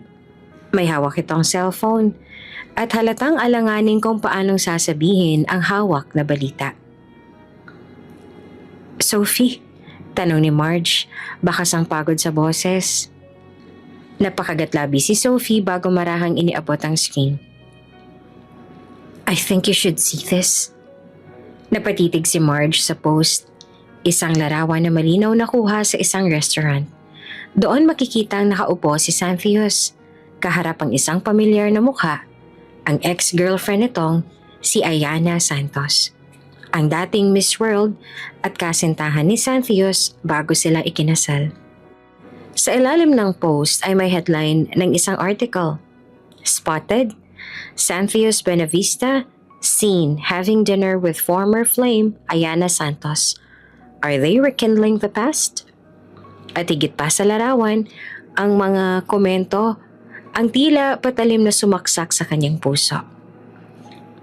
Mukhang iiwan na ang asawa niyang mukhang probinsyanang katulong. Mabuti naman, hindi naman sila bagay nun. Mas bagay talaga sila ni Miss World. Wala talagang forever, kahit si Santhios, nanloko. Bumilis ang pintig ng puso niya, nanlamig ang kanyang palad, para siyang hiniwa mula sa loob. Tahimik, marahan, ngunit matalim. Hindi niya namalayang tumutulo na ang luha sa gilid ng kanyang mata. "Marge," mahinang tawag ni Sophie. Agad siyang tinamayan. "I know this is hard to see, but please don't believe everything you read online. Alam mo hindi gayan si Santhios." "Bakit niya kasama si Ayana?" Garalgal na tanong niya. Bahagyang nanginig ang labi. Niyakap niya si Sophie. "Hindi ko rin alam. Pero sa tingin ko may dahilan kaya sila nagkita. Hindi ba't matagal naman na silang wala ni Santhios? Bago ka pa man makilala ng asawa mo, wala na si Ayana sa buhay niya. Kaya sigurado ako na may dahilan ng pagkikita nila. At hindi yun pareho ng sinasabi ng mga tao na nagkabalikan na sila." Sa kabila ng sinabi ni Sophie, hindi pa rin gumaan ang nararamdaman niya. Pagod siya. She's really exhausted. Emotional. She'd been sick too. Madalas siyang mahilo at masukat siguro dahil doon kaya lalo lang siyang naging emosyonal. "I'm not okay," mahinang sabit niya. "I've been trying to act like I am. Pero pagod na ako. And now this?" Hinaplos ni Sophie ang kanyang likod. "Talk to him. Talk to Santhios first. You know him more than anyone. He's a man of God. A man of his word. Kung may isang lalaking malabong gumawa ng kasalanan sa asawa niya, it's him." Napatingin si Marge sa langit. Sa labas ng event hall, madilim. Tila mabigat ang ulap. Pero sa dulo ng tanaw niya ay may ilaw pa rin. Masyado siyang nag-iisip nitong mga nagdaang araw. Hindi lang dahil sa sunod-sunod na mga event na kailangan niyang daluhan, kundi pati na rin sa mga salita at imaheng paulit-ulit na bumabalik sa isip niya mula sa article na nakita niya. Mula sa mga komento na parang unti-unting binabawasan ng kumpiyansa niya sa sarili. Wala siyang maayos na tulog. Kahit anong pilit niyang iwasan ng pagod, ang kaba, ang sama ng pakiramdam niya ay sinasakal siya ng dami ng iniisip niya. Isang gabi habang nakaupo siya sa kama, hawak ang kumot at nakapatong ang cellphone sa kadungan niya, biglang nag-ring ito. Nang makita niya ang pangalan ni Cynthia sa screen, hindi niya alam kung dapat ba siyang huminga ng maluwag o kabahan lalo. Sagot niya sa tawag. Hello? Pagkarinig pa lang ng boses nito, ramdam na agad niya ang pagod. Malalim ang boses at tila may paghinga sa pagitan ng mga salita. Hey, love, ani Santius. I just finished isang meeting. Why are you still awake?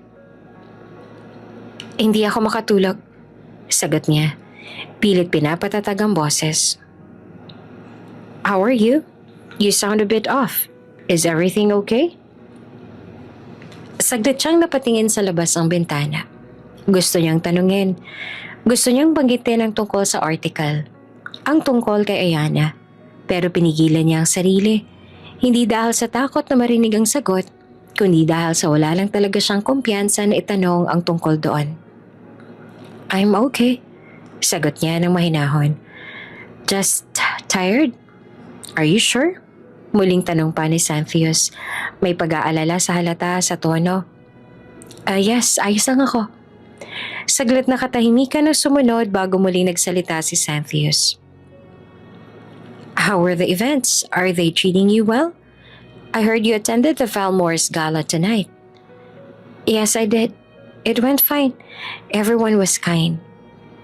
But are you okay doing all of these? Kung nahihirapan ka, I can send someone else in your place. You don't have to push yourself too hard. Napangiti siya kahit hindi nakikita ni Xanthius. I want to be there. I'm your wife. I should be the one attending, and besides, I want to support you. Tahimik muli si Xanthius, tila iniisip ang susunod na sasabihin. Still, I want to be the one beside you, not you facing everything alone. Huminga ito ng malalim. I'll try to finish everything as fast as I can. Maybe I can move my flight earlier. I want to come home and be with you at these events. I hate missing them. Missing you. May kung anong kirot at aliw na sabay na dumampi sa puso ni Marge. Tila lalong nahirapan ng dibdib niya. It's okay, sagot niya. I know you're doing your best. I understand. Humaba pa ang kanilang pag-uusap. Pinag-usapan nila ang simpleng mga bagay. Kung kumain na ba siya, kung anong balita sa business, kung kamusta ang staff. Sa bawat minuto ng tawag, ramdam niya ang distansya at ang pangungulila. Ngunit higit sa lahat, ramdam niya ang sarili niyang takot.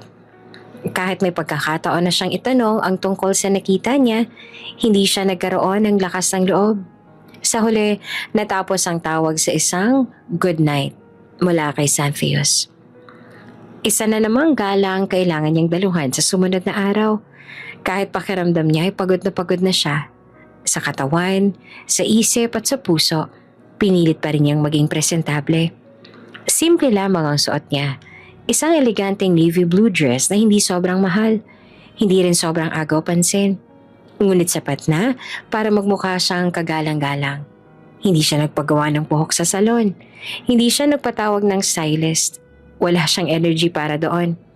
Kasama niya ang sekretary na Xanthius sa si Mia na inutusan nitong samahan siya at bantayan. Pagbaba pa lang nila ng sasakyan, naramdaman na agad ni Marge ang mga matang nakatuon sa kanya. Sunod-sunod din ang pag-flash ng mga kamera. At habang papasok sila sa grand ballroom, ramdam niya ang mabibigat na tingin ng mga tao. At mas mabigat pa ang mga salitang sunod-sunod na ibinubulong sa paligid. Yan na pala yung asawa ni Xanthius. My God, ang layo sa Ayana. Mukha lang siyang ordinaryong empleyada. Ano kaya nakita sa kanya ni Mr. Buenavista at siyang pinakasalan, ano? I heard nga na nagkita ulit si Xanthius at si Ayana habang nasa ibang bansa sila. Baka bumalik na siya doon. This one's clearly not on his level. Napapikit si Marge habang naglalakad. Pilit pinapanatiling tuwid ang likod at matibay ang hakbang. Sa bawat salita, pakiramdam niya ay tinatanggalan siya ng dignidad. Parang hinuhubaran siya sa harap ng maraming tao gamit ang mga mapanghusga nilang mata at mapanirang mga salita. Napansin ito ni Mia na agad lumapit sa tabi niya. Bahagyang yumuko para ibulong sa kanya. Do you want me to say something to them, ma'am? Tanong ni Mia, may bakas ng galit at concern sa boses nito. Umiling si Marge at mahinang sagot. No, let them be. Tumango si Mia, ngunit hindi nito na itago ang iritasyon. They're being cruel, ma'am. Kapag nalaman nito ni Sir, ay hindi siya matutuwa.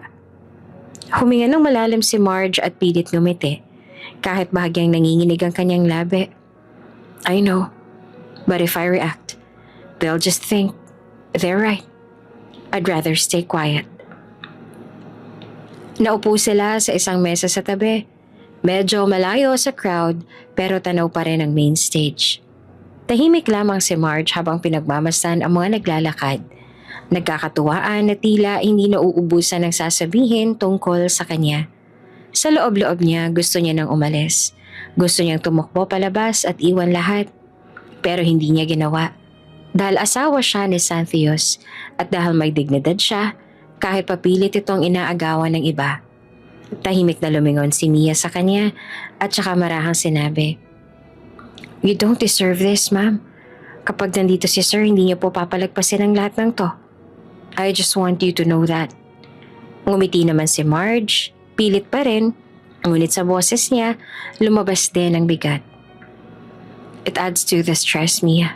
All of this, the events, the expectations, the eyes, the words, everything.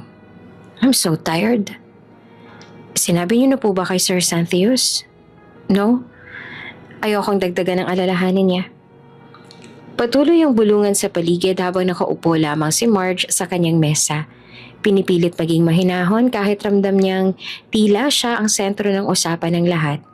Kahit saan siya tumingin, may mga matang palihim na sumusukat. May mga bibig na bumubulong. At may mga ngiting punong-puno ng panghuhusga. Biglang nag-iba ang atmosphere ng ballroom. Ang dating usap-usapan ay naputol nang marinig ang mga excited na bulungan ng mga bisita. Lumingon ang lahat sa entrance. Paglingon ni Marge, nakita niya ang isang babae na parang mula sa ibang mundo. Ang dating Miss World na si Ayana. Nagsimula ang masigabong pagbulungan. Oh my God, it's her! She looks even better in person. Still the queen. Napakaganda ni Ayana sa suot nitong eleganteng fitted gold gown. Perpektong naka-makeup at tila kumikislap ang balat sa ilalim ng chandelier lights. Ang bawat takbang nito ay puno ng kumpiyansa at ganda. Lumapit si Ayana sa kanila. Bakas ang isang mapanuksong ngiti sa mga labi. Tumigil ito sa harap ni Marge at bahagyang yumuko para makipagbeso. Pero ramdam ni Marge na may halong pagkunwari ang kilos nito. Hi, I'm Ayana. Malambing nitong wika. Pagkatapos ng beso, saglit siyang tumingin kay Marge mula ulo hanggang paa. I didn't know Xanthius would end up falling for someone like this. She said with a sweet smile that didn't match the venom in her words. But then again, love works in mysterious ways, right? Napalunok si Marge, ngunit pinilit ang sarili na ngumiti ng maayos. Yes, it does. Tipid niyang sagot. Pagkaalas ni Ayana ay tila biglang naging mas mabigat ang paligid para kay Marge. Muling nagsimula ang mga bulungan, pero ngayon ay mas lantaran. Habang naglalakad si Ayana palayo, sumunod dito ang ilan sa mga kaibigan nito. Ilan sa kanila ay pamilyar kay Marge, mga socialites na madalas niyang makita sa charity events. Ngunit ngayon, halata ang intensyon ng kanilang mga titig at tawa. Naglakad sila malapit sa mesa ni Marge at sabay-sabay na parang sinadyang pag-uusap ng malakas. Is that really her? I thought she was part of the wait staff. No wonder he's working overtime lately. Must be looking for a way out. Poor thing, she looks so out of place. At sabay-sabay silang nagtawanan. Pakiramdam ni Marge ay para siyang unti-unting nilulunod sa kahihiyan. Uminit ang kanyang tenga. Naninikip ang dibdib niya at parang gusto na lang niyang magpalamon sa lupa.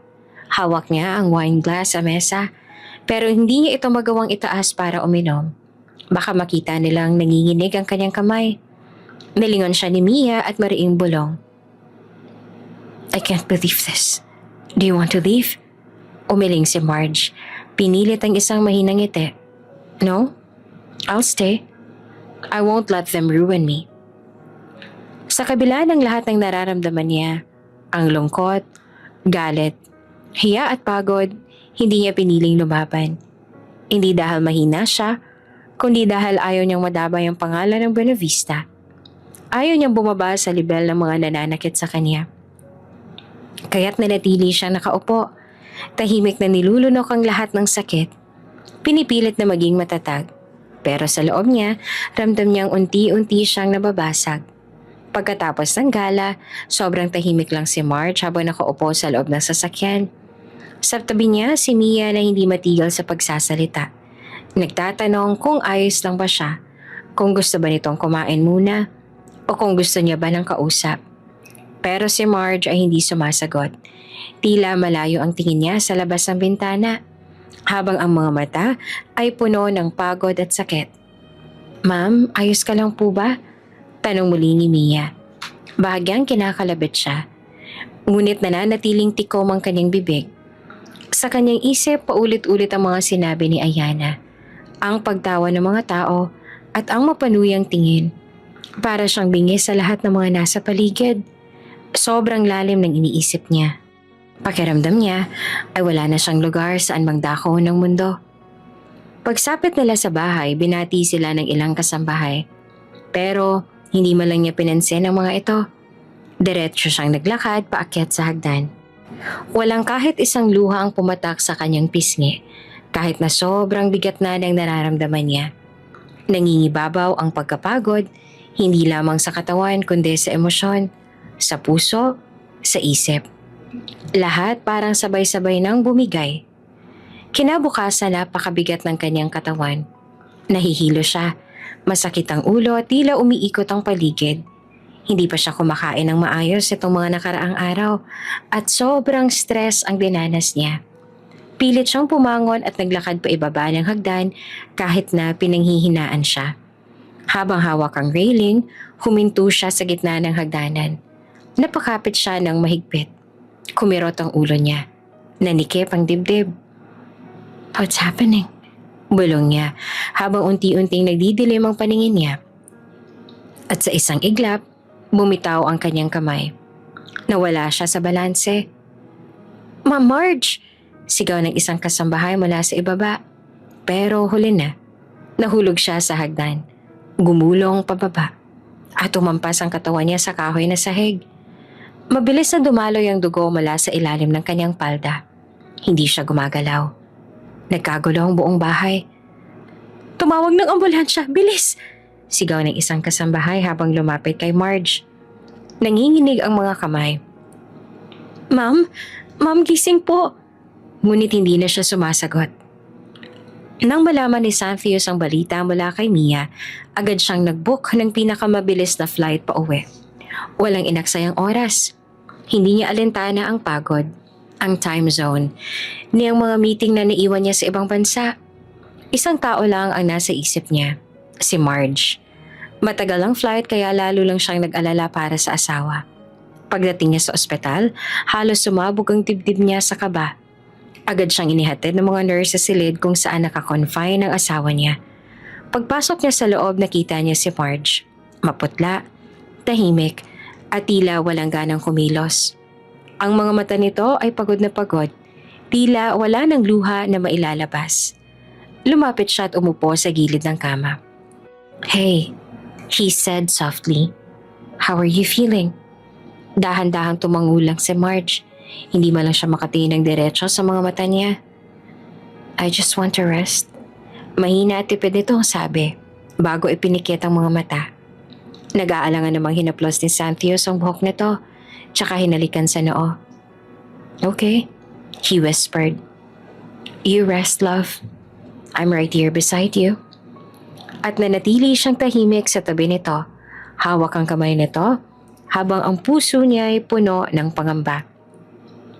Ilang minuto ang lumipas bago dumating ang doktor upang i-check ang vital signs ni Marge. Nang matapos ito, tinanong ni Xanthius kung maaari niya bang makausap ang doktor sa labas. Tumango ito at naglakad silang dalawa palayo sa silid. Pagkalabas nila, kaagad siyang nagtanong, "Doc, how's my wife?" "Really?" Tumingin ng diretso ang doktor sa kanya. "She's stable now, Mr. Buenavista, but she needs complete rest and no stress from here on." Tumango si Xanthius. "All right, I'll make sure of that. But what exactly happened to her?" Saglit na tumahimik ang doktor bago nagsalita. "She had a miscarriage." Napatigil si Xanthius. Halos hindi siya makapagsalita. "What?" Bulong niya at nanlaki ang mga mata. "She was pregnant?" Tumango ang doktor. "Yes, it was very early in the pregnancy. The fall caused the miscarriage.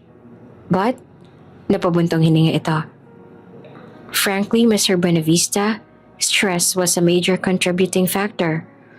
Her vitals and record show signs of extreme emotional fatigue. Her body has been under a lot of pressure." "She's never told me she was pregnant." Mahina niyang sabi, habang nilingon ng silid kung nasaan si Marge.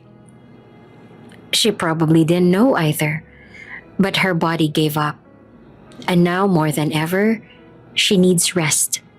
Not just physically but emotionally too."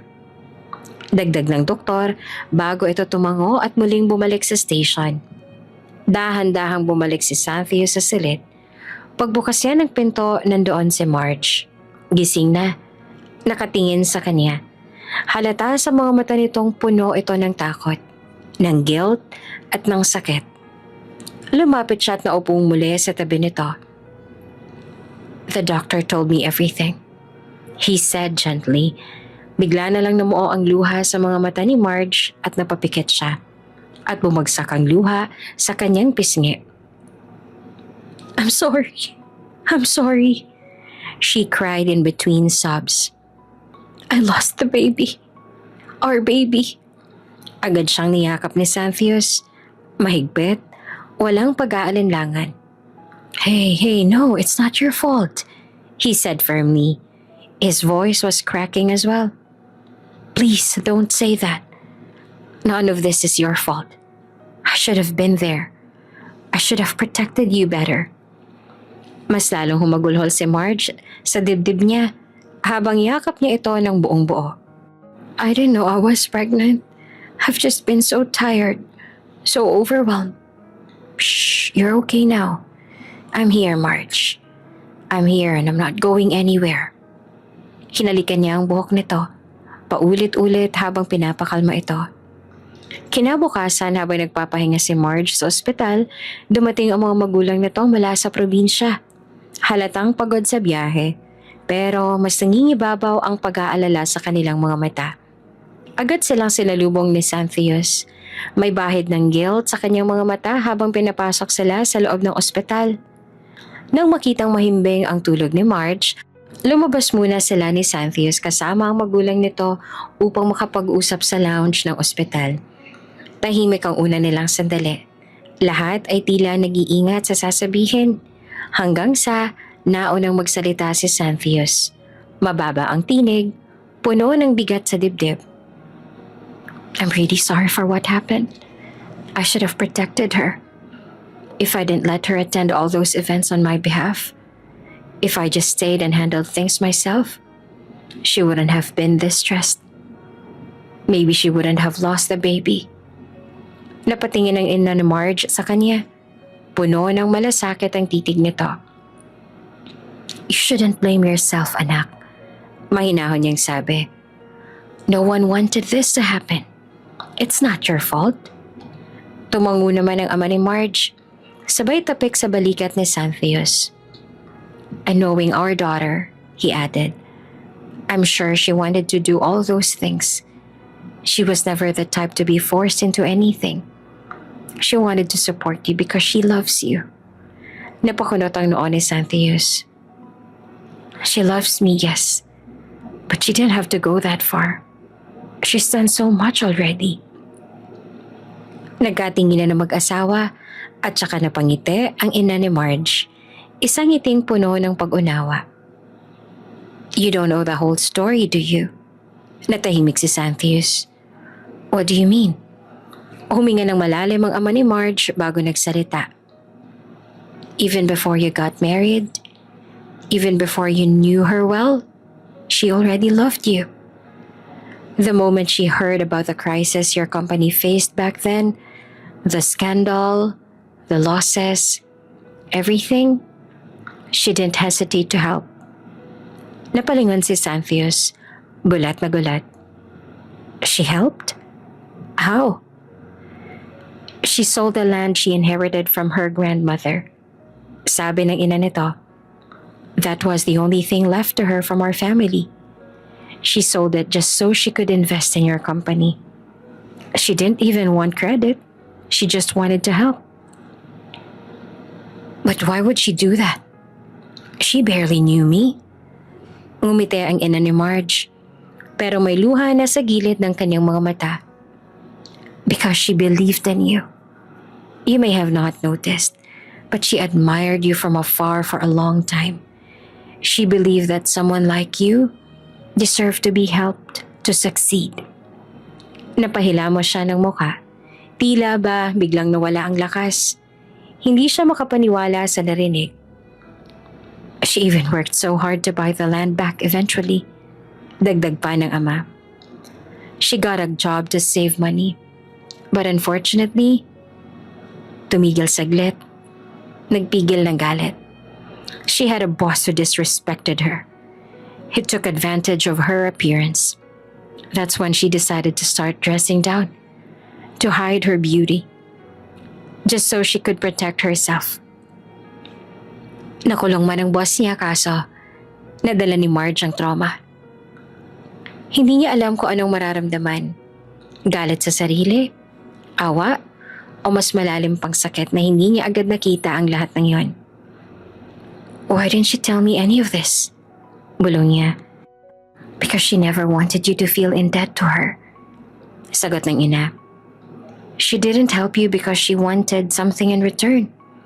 She helped you because she loved you. And she still does. Even now. Tahimik na tumulo ang luha ni Xanthius at hindi niya na pinigilan. She went through so much. And I didn't even notice. I was too caught up with everything else to even ask how she was doing. Lumapit ang ama ni Marge at muling tinapik ang kanyang balikat. What matters now is that you're here. Be the man she believed in. Be the reason she keeps fighting. Tumango si Xanthius. Marahan pero puno ng determinasyon. Tumingin siya sa silid kung saan naroon si Marge at para bang muling nagising ang puso niya sa totoong halaga ng babaeng pinakasalan niya. Habang nakaupo si Xanthius sa tabi ng natutulog na asawa, muling tumatak sa isipan niya ang mga sinabi ng mga magulang ni Marge. Sa bawat salitang nalaman niya, lalong bumigat ang dibdib niya sa guilt. Nangako siya sa sarili na mula sa araw na to, hindi na muling masasaktan ang asawa niya. Hindi niya nahahayaang maranasan pa nito ang sakit at pang-aalipusta. Kinabukasan, nag-set siya ng meeting sa isang kilalang cafe sa lungsod. Ang kaharap niya ngayon ay ang ex niyang si Ayana na kahit walang halatang pagsisisi sa muka ay may bahagyang pagkailang nang makita si Xanthius na seryoso at malalim ang tingin. Thanks for meeting me. Bati ni Ayana, subukang ngumiti. Pero hindi siya pinansin ni Xanthius at diretso nagsalita. I know what you've done. Napakunot ang noon ni Ayana. What are you talking about? Don't play dumb with me. Malamig ang tono ni Xanthius. Didn't I agree to talk to you in Italy? Only because I wanted to personally ask you to stop liking and engaging in posts about us? Because we're over. I made that clear. I did stop. You agreed, yes. But what you did to my wife? Nagtiimbagang siya sa inis. I didn't expect you to go so far as to publicly humiliate her. You insulted her in front of everyone. You and your little circle of so-called friends. Napaatras si Ayana sa kinauupuan niya. Bahagyang nabigla sa pananalita ni Xanthius. I can file a case against you, tuloy ni Xanthius. But I know my wife. She's kind. She wouldn't want that. Especially since you're not the only reason she was under stress. But mark my words. Diretso siyang tumingin sa mga mata nito na puno ng sindak. If I ever find out that you have anything to do with hurting her again, emotionally, mentally, in any way, kahit masira pa ang career mo, I will not hesitate to file a case against you. Hindi na hinintay ni Xanthius ang sagot ni Ayana. Tumayo na siya at iniwan ito.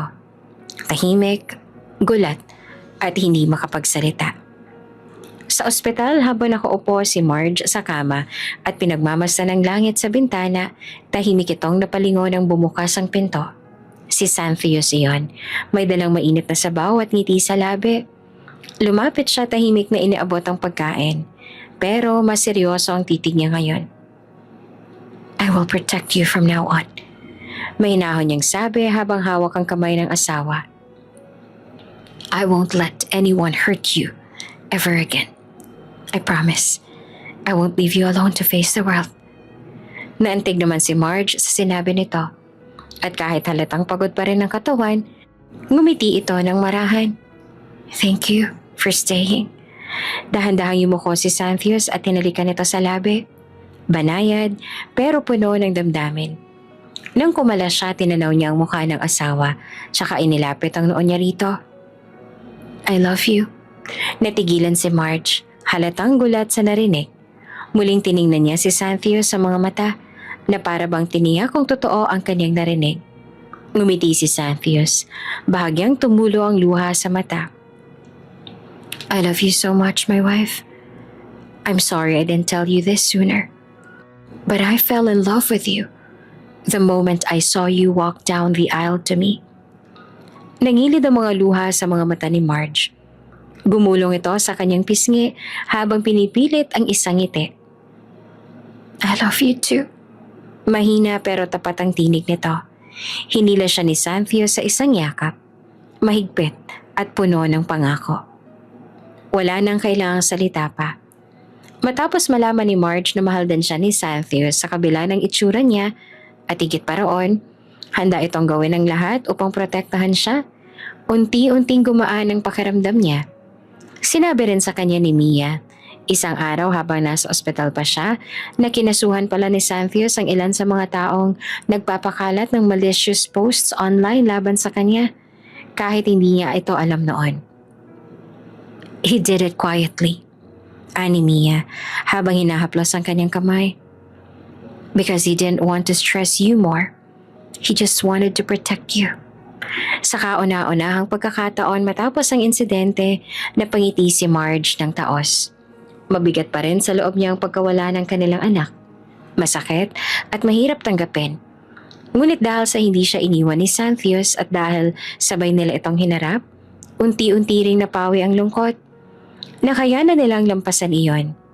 Makalipas ang ilang linggo habang magkasama silang kumakain ng hapunan, biglang nagsalita si Xanthius. There's something I want to do. Something long overdue. What is it?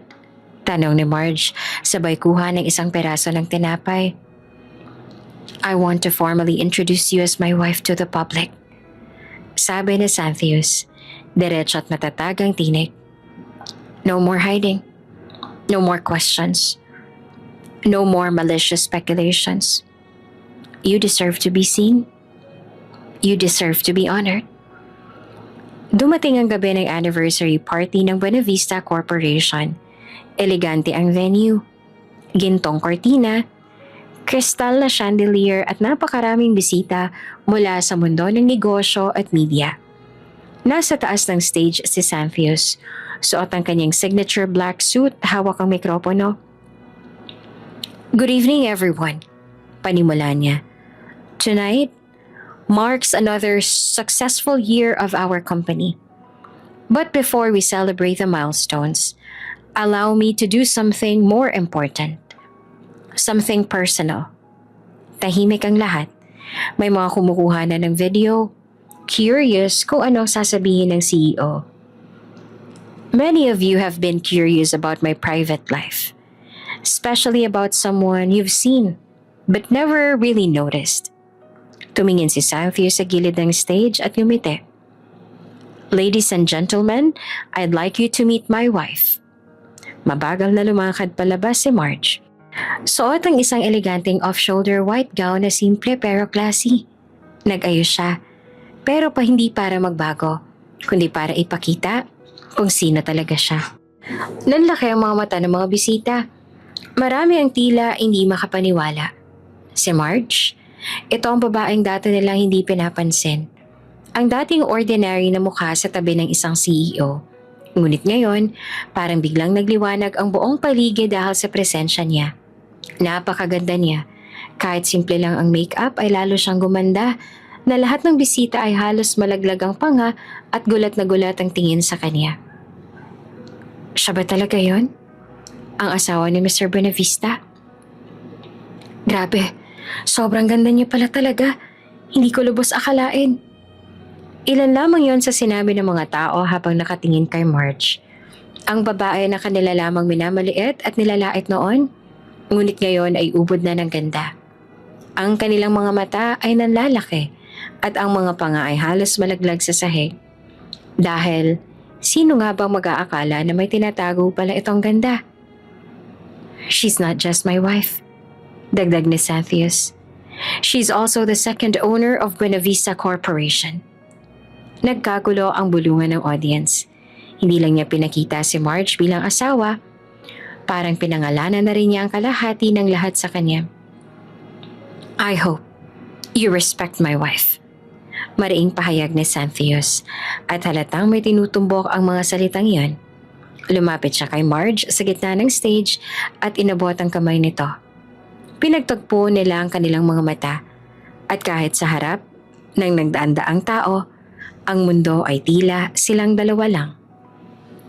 She's the woman I love. The woman who's been with me even before all this. And I'm proud to be her husband. Humakbang si Marge palapit at ngumiti sa asawa. Sa gabing yon, hindi lang kumpanyang ipinagdiwang ng mga tao, kundi isang pagmamahalan na totoo. Pinanday ng pagsubok at ngayon ay buong tapang ng ipinaglaban.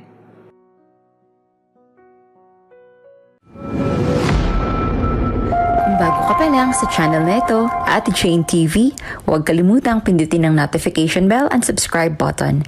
Sana po hindi naman malaking abala sa inyo ang pagpindot ng subscribe button dahil ang kapalit po nito ay ang pagsuporta para makapag-produce ng mga libreng stories sa mga channels ni Ate Jane. Maraming salamat!